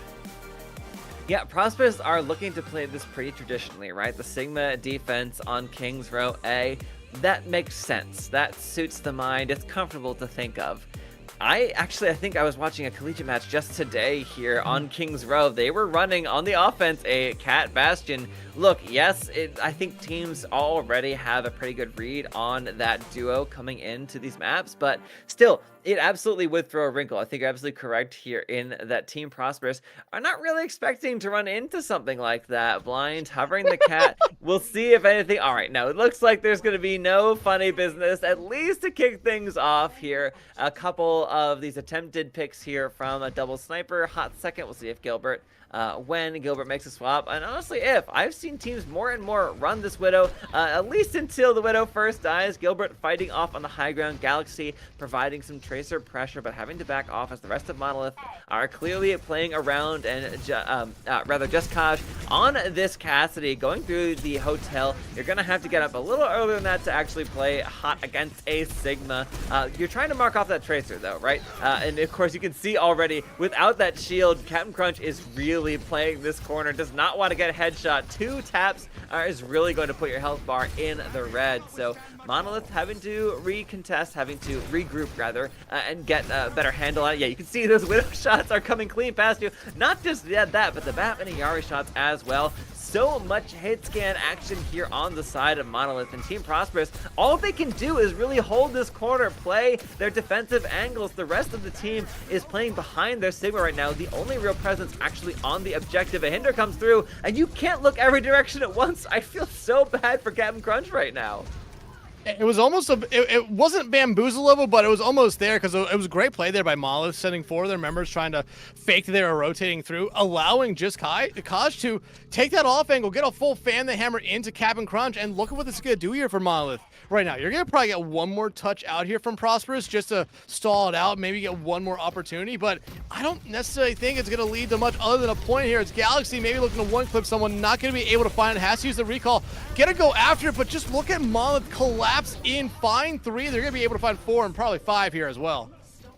Yeah, that I appreciate that they went for it, right? It would feel a lot worse if you just didn't go for that touch. Galaxy made the right call, but it wasn't really enough. I feel like Monolith, seeing the positioning of Prosperous defense coming in, you had to be expecting that. And of course, just turning around and taking down that tracer, not able to find that one clip that you kind of needed to make that hero play. And so some swaps coming through. Sorks on this Embry. The first time we've seen Embry all series for both of these teams. Gilbert, it should be noted, still on this Widowmaker, has the sights and is playing a very aggressive angle. And already getting dove by Galaxy. Pulse Bomb out there, not going to be able to find anything right there, as I believe that's DM taking their third rock already of the round. Yeah, see, clearly a magnet for those accretions here. DM under a good bit of pressure, but is able to get healed up by the back line. These sights rolling, forcing everybody from Prosperous back once again. Honestly, it's shades of point A here. We're fighting just at the choke point, right here at the actual point to capture. No, surely not a Deadeye on the back line. Oh, just gosh, no, the Tracer missed it. How can you miss that? You have to check your corners, Galaxy. Oh, Just Kaj doing Just Kaj things on this Cassidy. Finding the pick off onto the Tracer. Just another day at the office. The Deadeye from behind. Do they see? Do they know? Well, they're behind a shield, so they certainly aren't too bothered by it whatsoever. Zoning everybody all the way back. The Matrix out here from Prosper. Just trying to find a stay of execution. Just trying to stay alive, but the equal widescreen dropped from Blind. Oh, and this one lasting just a bit longer, coming in a bit later. Captain Crunch finds a kill. So this is a chance for Team Prosperous to find some snowball potential to actually stabilize here on their defense. But DM going all the way in on this Emery. Gets DMX though. At this point, we're seeing an Iari out here from Charmy who goes Gilbert, ahead though. with that captive son. Gilbert is popping off in the midst of all the chaos. The Widow will certainly play. To see a Widow this deep into a King's Row push is uncommon, but Gilbert is proving exactly why he's still running this hero pick. About to have another sights online. That's a point B cap. 4 minutes left to push. And Monolith, they just seem like they're the better team right now. Team Prosperous, we talked about it coming into the series, hasn't lost a series all season. They are the #1 seed, smurfing, shutting down Galaxy. Everything is going Monolith's way here. And Team Prosperous, it kind of just feels like they're hoping that something finds a way to be the strongest thing in the lobby. Galaxy now getting going over to the Genji here as well, but you have the override protocol, you have the flux online. Well, you're gonna have the override protocol here online when Sorks gets back, but you have this flux online, and that could be something that opens up so much, because the only thing that Monolith has online or is using currently is the visors. But Gilbert, again, one headshot opens up a lot. Yeah, and of course, it's really tough to even poke your head out, because no. yes, you've got the side strike. Oh, no. What do you even do? Sorks is going to get a chance to use his override protocol. That is potentially a fight-winning ultimate, but of course, as long as you're holding onto it in spawn, it doesn't really make much of a difference. This is a window on the high ground purely for Gilbert's benefit. Princess track, if ever I have seen it here. High ground is firmly in control of this Widowmaker. That is another kill onto Sorks. Let this man use his ultimate. No, it's just not gonna happen. Pulsebound dropped from Just Cause. Everyone from Team Prosperous was able to duck out of harm's way. But still, Captain Crunch is under so much pressure, so much scrutiny. Galaxy is back. All right, we've got 2 kills from the Genji. All is not lost. Team Prosperous have a chance to hold on. They got the kills. They've got the positional advantage. But, oh boy, 2 minutes 30 to finish this cap. They gave up the override protocol. They made the swap to the Hanzo. They just decided that they need to make the swap there and now, because they were not able to walk out of spawns.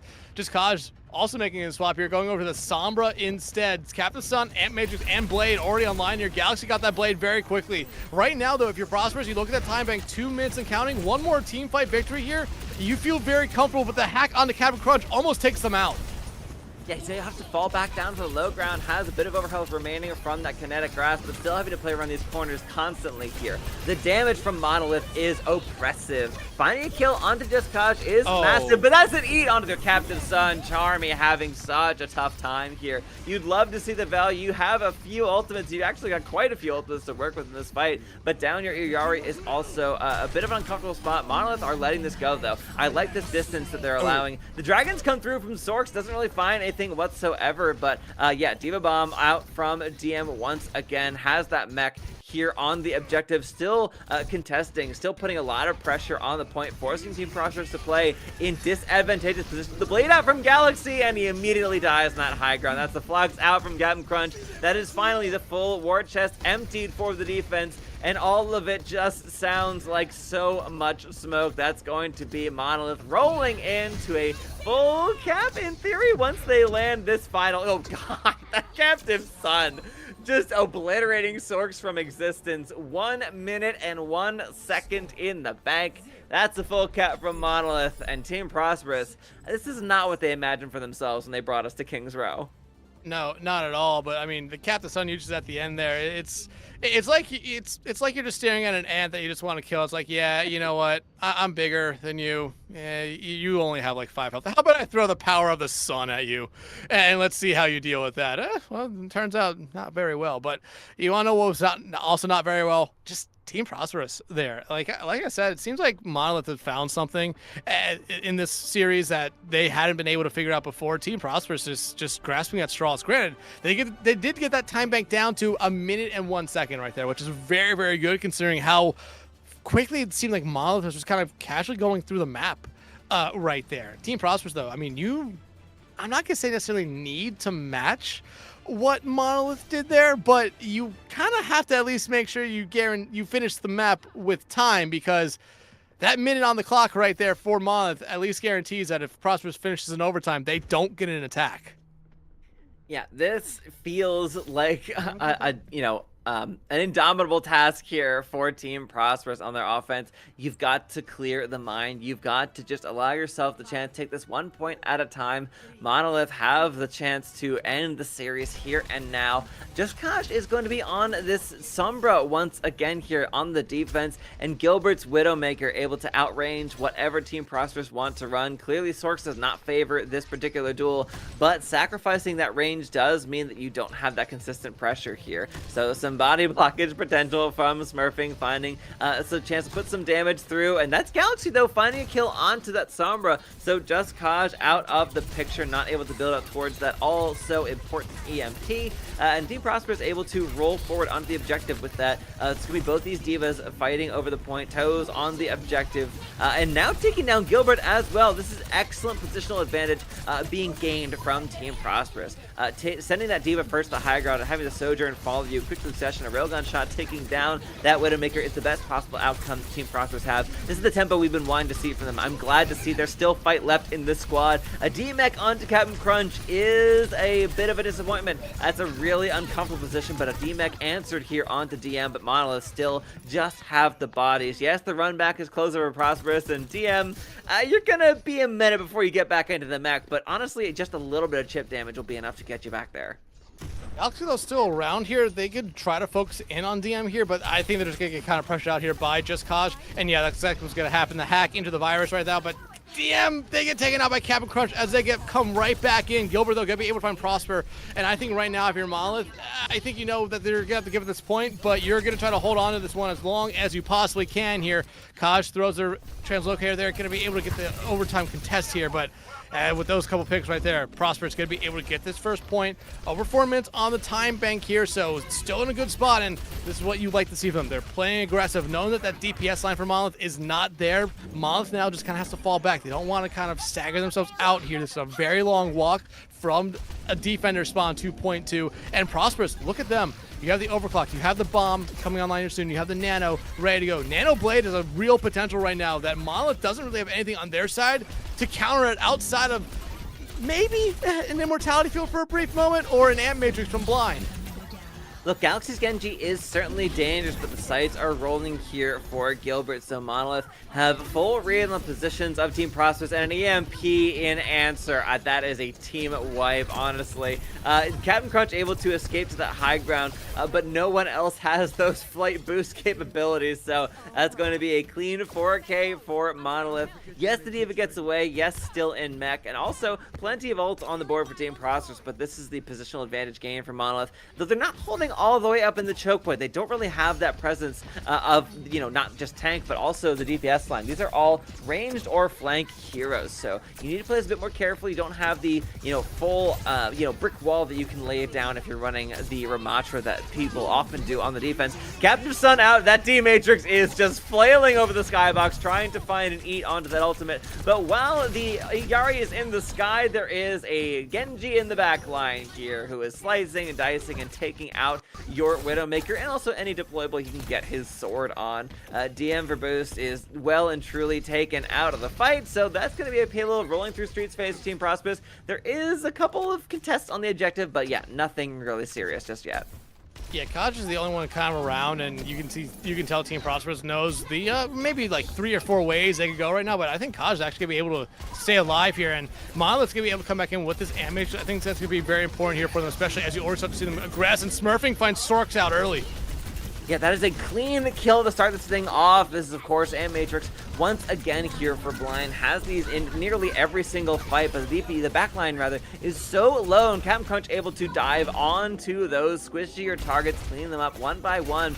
Team Prosperous rolling through the street space. They're already within spitting distance of this point B capture. No one's in the cart for now, but once you clean up these later game kills, Gilbert not been finding nearly the same effect with this Widowmaker on defense as he was on the offensive role for Monolith. So Team Prosperous, they've got the overclocked. Sorks Prosperous is here providing so much, long distance cover for the rest of the squad, and that's going to be a near roll into point B. The second that DM is off this payload, that is going to be a capture. You've got to be so conscious, got to play this so carefully, eating up as much damage as you can, flying around like a madman left, right, and center. The immortality field finally burns away, and that is a point cap. Yep, the second you leave it, that's a cap here for Team Prosperous. 3 minutes into point C. Not quite the same as Monolith, but still an excellent speed.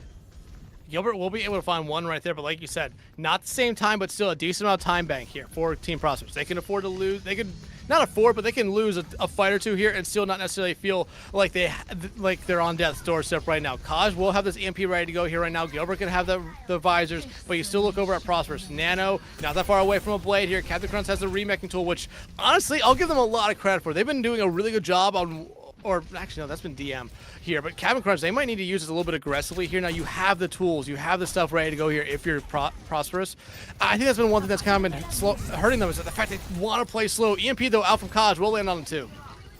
Yeah, I mean, yeah, you're hacked out. Sorks and Captain Crunch both still in control of the high ground at this point. Captain Crunch really tough to dislodge now. It's really just DM who can actually provide the answers to that high ground. That's the Nano onto the Genji, who will, in the midst of that ultimate, finally use the one of his own. So that's going to be a crisp 3K. Genji popping off with a massive 3K here. Oh. Galaxy taking names and leaving no survivors. That is a disgusting series of events, and Team Prosperous now rolling into the final phase. Point C is within reach. DM, they got DMX right there. They had bomb ready to go. Won't have now. Sun coming out there from smurfing. Honestly, I like the play. They're using it as just a tool here to get Prosperous to fall back a little bit. Yeah, you lose Prosper. However, you trade out for Kaj right there, but you look at that time back right now. If you're Monolith, this is the moment where you need to be able to give yourself at least that second round in overtime. If we go there, you have to win this fight right now, because you can feel Prosperous. They're figuring it out right now. Much like what they did on map 1, they're starting to get back to that kind of level of play. Overclock ready from Sorks. Prosper has the rally as well. Here on this final point, rally can actually go nuts. The raid boss is fully necessary on the objective. No contest can really withstand the might of a Brigitte backed up by her team. But a nanoed up DM could certainly play spoiler to that one. Rally rolling from Prosper on the objective, so the rest of the team is still able to find the kills. You've left Captain Crunch out to dry, and of course, that is a boop off kill. Same shot time on to DM boost. That is a 101 to 101. I don't think I have ever seen a perfectly equal time bank here finish on King's Row. That's insane. Team Prosperous, Oh, no. yeah, we were worried for them on their defense, but they proved to be just as adequate. Literally just as adequate on their offense. Oh no, Rags. No, Dex, please, no. It's okay. We're fine. It's gonna end. It's not. No. I mean, hey, give it up to Team Prosperous. Like I said, it seemed like they really started to find themselves there a little bit that map. We haven't, or that round, haven't seen we saw it a little bit on Saravasa. Did not see it at all last map. It did not at all. And it seemed like Monolith had figured Prosperous out, and Prosperous was just lost. But I feel like you're finally starting to see this diva work for Captain Crunch. We talked about it a little bit in the past, where you weren't finding that value, you weren't finding all of the utility that you were looking for with the diva from Captain Crunch. But I honestly think Galaxy getting off the Tracer, going over to this Genji instead, has been night and day difference. It's giving Charmy as well a decent option for the nanos, because outside of that, they've all gone to Captain Crunch, and they really haven't found the value. Well, we just saw a 3K blade, actually technically a 4K, because it got rid of the mech there for DM, who had to give up the bomb to go play, or to make the swap right there. But outside that, Gilbert back over on this Widow. You want them to find that same value they did last time around here, especially as that time bank, not necessarily on either team's side here. Now, we are now under a minute, of course, as we only could be from Monolith's offense, rotating through the hotel, not really finding anyone here, wondering where Team Prosperous are. The objective, oh, that's where they are. Sorks is there. That disruptor shot taking down Smurfing. Yeah, the rest of the team disengaging for at least a hot second here. They want to fall back to the choke point, a massive bionade. Just Kaj under a lot of pressure, so low in terms of health. That's Monolith still trying to heal up the rest of their squad. And now we're down to 18 seconds here, rolling through a critical headshot, but not finding the pick off. Captain Crunch still too much health to work with. Monolith, they want to find some pick. They're really nervous here about this defensive rotation as the second team Prosperous forward onto the objective. That could be it, but crucially, a single tick of progress could mean everything. There is a contest coming through. No, that is a tick here. There is a win condition. Monolith could have it all. Overtime wick is burning. The point is finally rolling through, and if you don't step foot on, it's going to end here. Team Prosperous need to find, need to dig deep, need to find their own defensive candle. That's 2 ticks here, 60-70% and rolling. We're almost at a full cap here on the point. Monolith could easily roll through into the streets phase if we are not too careful. The nano onto the break. The raid boss is rolling on the point. Will she be enough to sustain you here? Charmy falls. This Widowmaker is doing numbers here, taking down the backline, but Captain Crunch, this tank is doing so much work. It's honestly still too close to call a crisp recall from the Tracer. Just Cause staying alive in the midst of that Diva Bomb on the objective. It is still blow for blow, pound for pound. That's gonna be a full cap if we're not too careful. Is anyone on the objective? No, they're not. The overtime wick continues to burn, but the payload has been unleashed. Monolith with 4 ults and a half to work with. Yeah, Prosperous, they tried so hard to make sure that that first point was not capped at all there. They are now so far behind that ult economy. They're going to have a huge play or maybe a big mistake come out here from Monolith to be able to stop this card here very soon. You don't have the nano. You gave that to Prosper to try to make sure that there wasn't a third tick cap there. You will have Rally, you will have Blade. Those are 2 big ultimates on their own, but like you said, Monolith going to have all 5 of their ultimates online here, ready to go, and Gilbert already going with the visor. 1 pick from Gilbert really buys you a lot of time and a lot of space as Blind now the only person on the card. A pick buys you time and space, and so do the sites. Time and space that Team Prosperous cannot afford to let go. Having the Blade and, of course, the Rally to roll with on the objective is really crucial. Those are 2 impactful ultimates, but you don't have a nano here for Charmy, so you have to play this so carefully for a Galaxy. It's a Captive Sun eaten up here by Captain Crunch, really coming alive here on this Diva in these latter rounds so far. But Gilbert finds a pick off. Sork's able to answer back. That Widow no longer a threat. The defense might just hold. It might just end here. This push could be done and dusted. The objective still continue to be pushed ever so slightly, but we are losing bodies left and right here on either side of this fight. As DM gets that remake and finds a pick up onto Prosper, just Charmy alive to heal up the squad of Team Prosperous. The Blade still has yet to be used for Galaxy. Captain Crunch has a remake available here in a hot second as well, and that is going to be a push away just enough to keep Team Prosperous alive. The streets phase will end here just within sight of that point B cap, but still, on a time bank of 1:01, this is nothing but money for Monolith.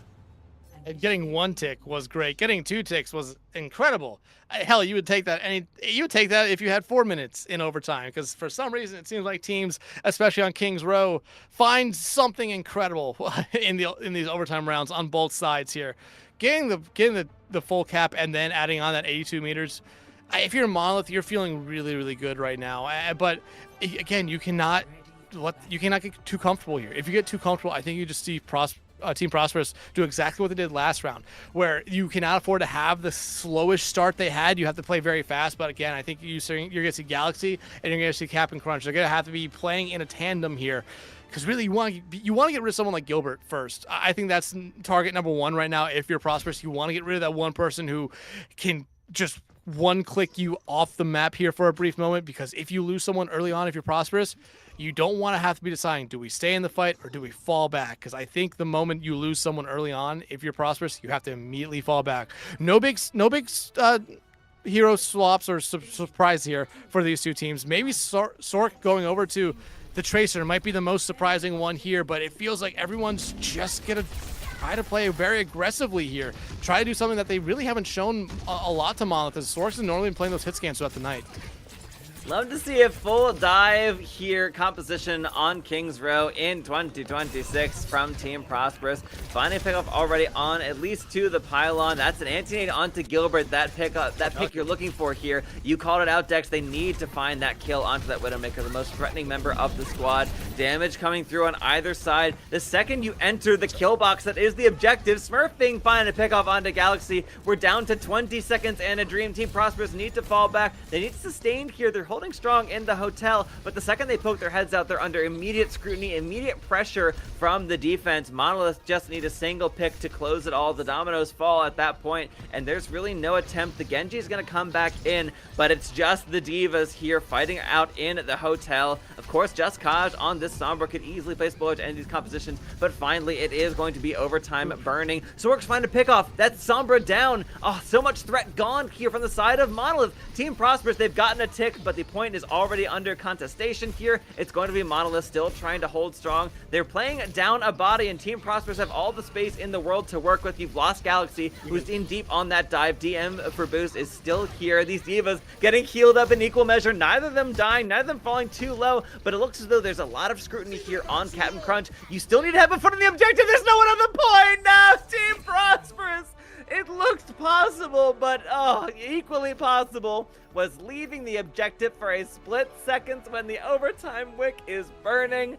Tragedy struck the server. That is a loss here. The first one of the season for Team Prosperous, delivered by the one team who's taken it closest to them all throughout. So they're not done just yet, but lower bracket. Ooh, insult and injury all in one. 2 times this series, you could say Team Prosperous lost the map by just not having someone who was close to the point make the touch there. You can go back to Suravasa, that 5th and final point that we saw there.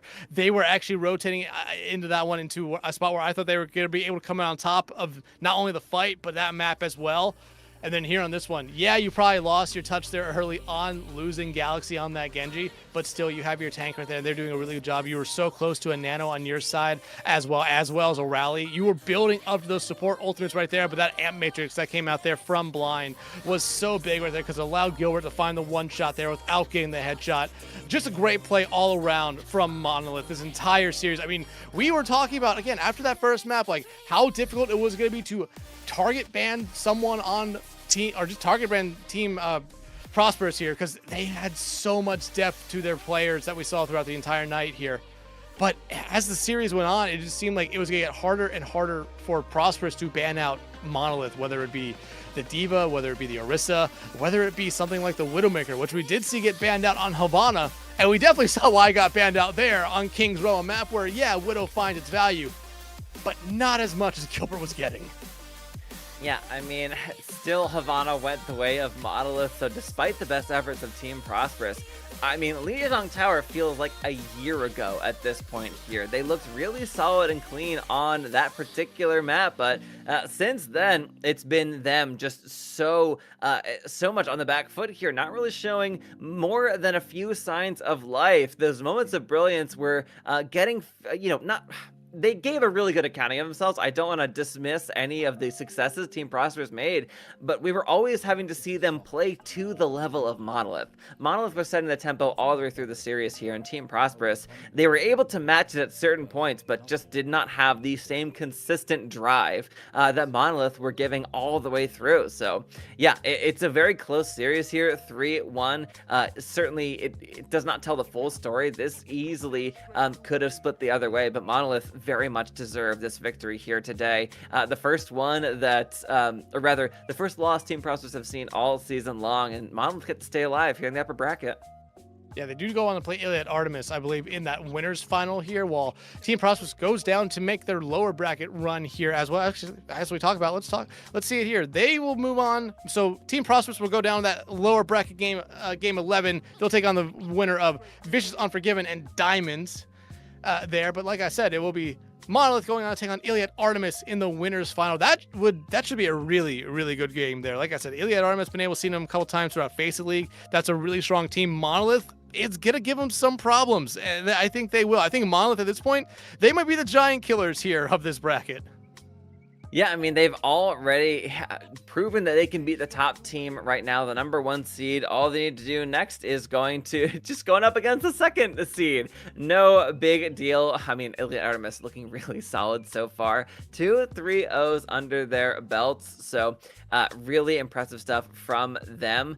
Folks, we're going to have an interview with one of our winners here. We're going to throw to a quick break while we get that set up. We'll be right back here in just a second.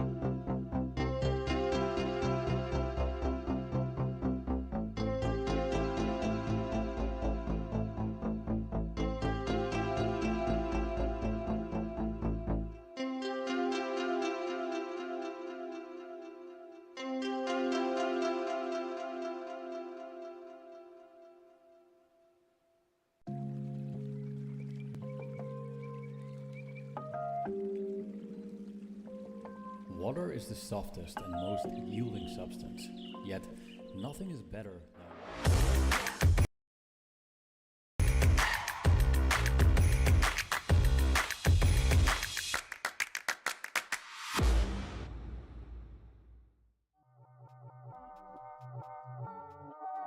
Welcome back, folks. We've got an interview with one of our victors here from Monolith. It is DM for Boost, your tank player on the winning team here. First of all, welcome and congrats on the victory. First thing I want to ask right out the gate here. Honestly, we saw a lot of promise from your opposition on that first map, Lijiang Tower, but it kind of felt like you guys were in control from the second map on. What changed for you heading in to Suravasa? I think we would have won first map pretty convincingly. We had B, they had no ults.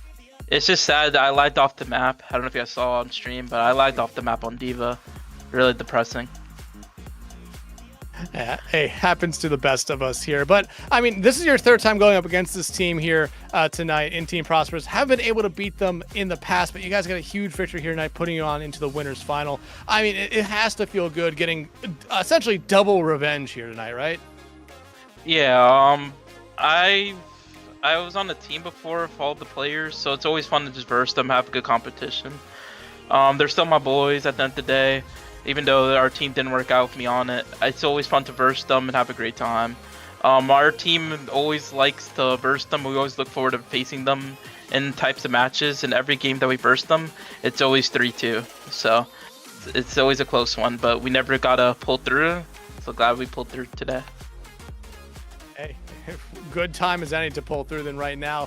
But I want to talk about the rest of your team right now, and you as well. It seems like your team is very flexible. It almost makes it very hard to kind of ban out. You have a deep roster as well, so you could always kind of put someone in who really fits the mold. Is that something that you really like about your team here, is that the fact that you have this huge amount of flexibility? I mean, yeah, we have a lot of nationality, a lot of flexibility. It's just a crazy team.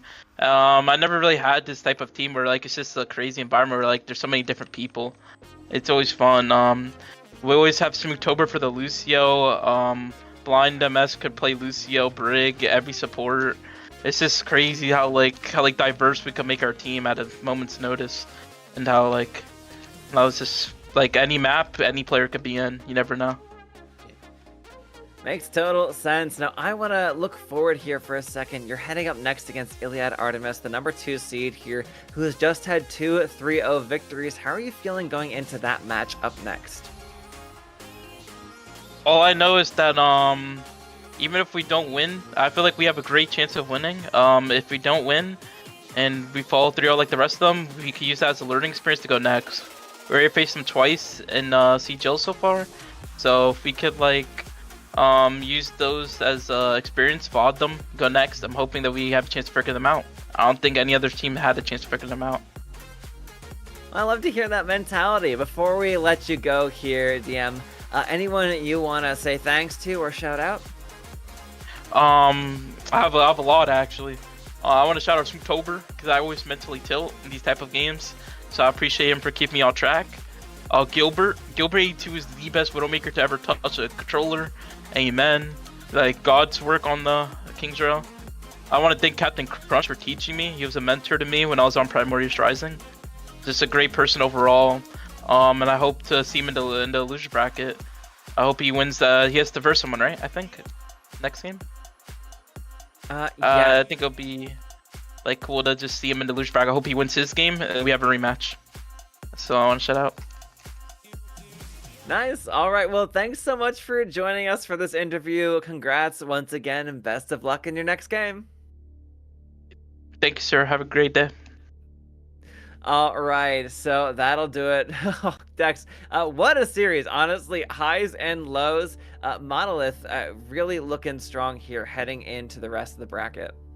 Yeah, them being the 5th seed here, I don't think they're necessarily a 5th seed. Granted, this is an open tier, maybe the most competitive division here in CGL. So if you're in the playoffs, anyone can make some noise here. That's what I gotta say about that. But they look like a team tonight that could go up against anybody. They talked about there, or he talked about there, they are very flexible. They have a very deep roster. This is going to be a team that is very unpredictable no matter what map you bring them to. Yeah, but folks, that's going to do it for us tonight on the broadcast. Thanks for sticking around for a bit of a late night NA stream. But Happy Monday yeah. morning. Yeah, happy Monday morning, everybody. Working just a couple hours. But from all of us here, the casters, prod, everybody, thanks so much for joining us. We'll see you guys next week as we continue the playoffs.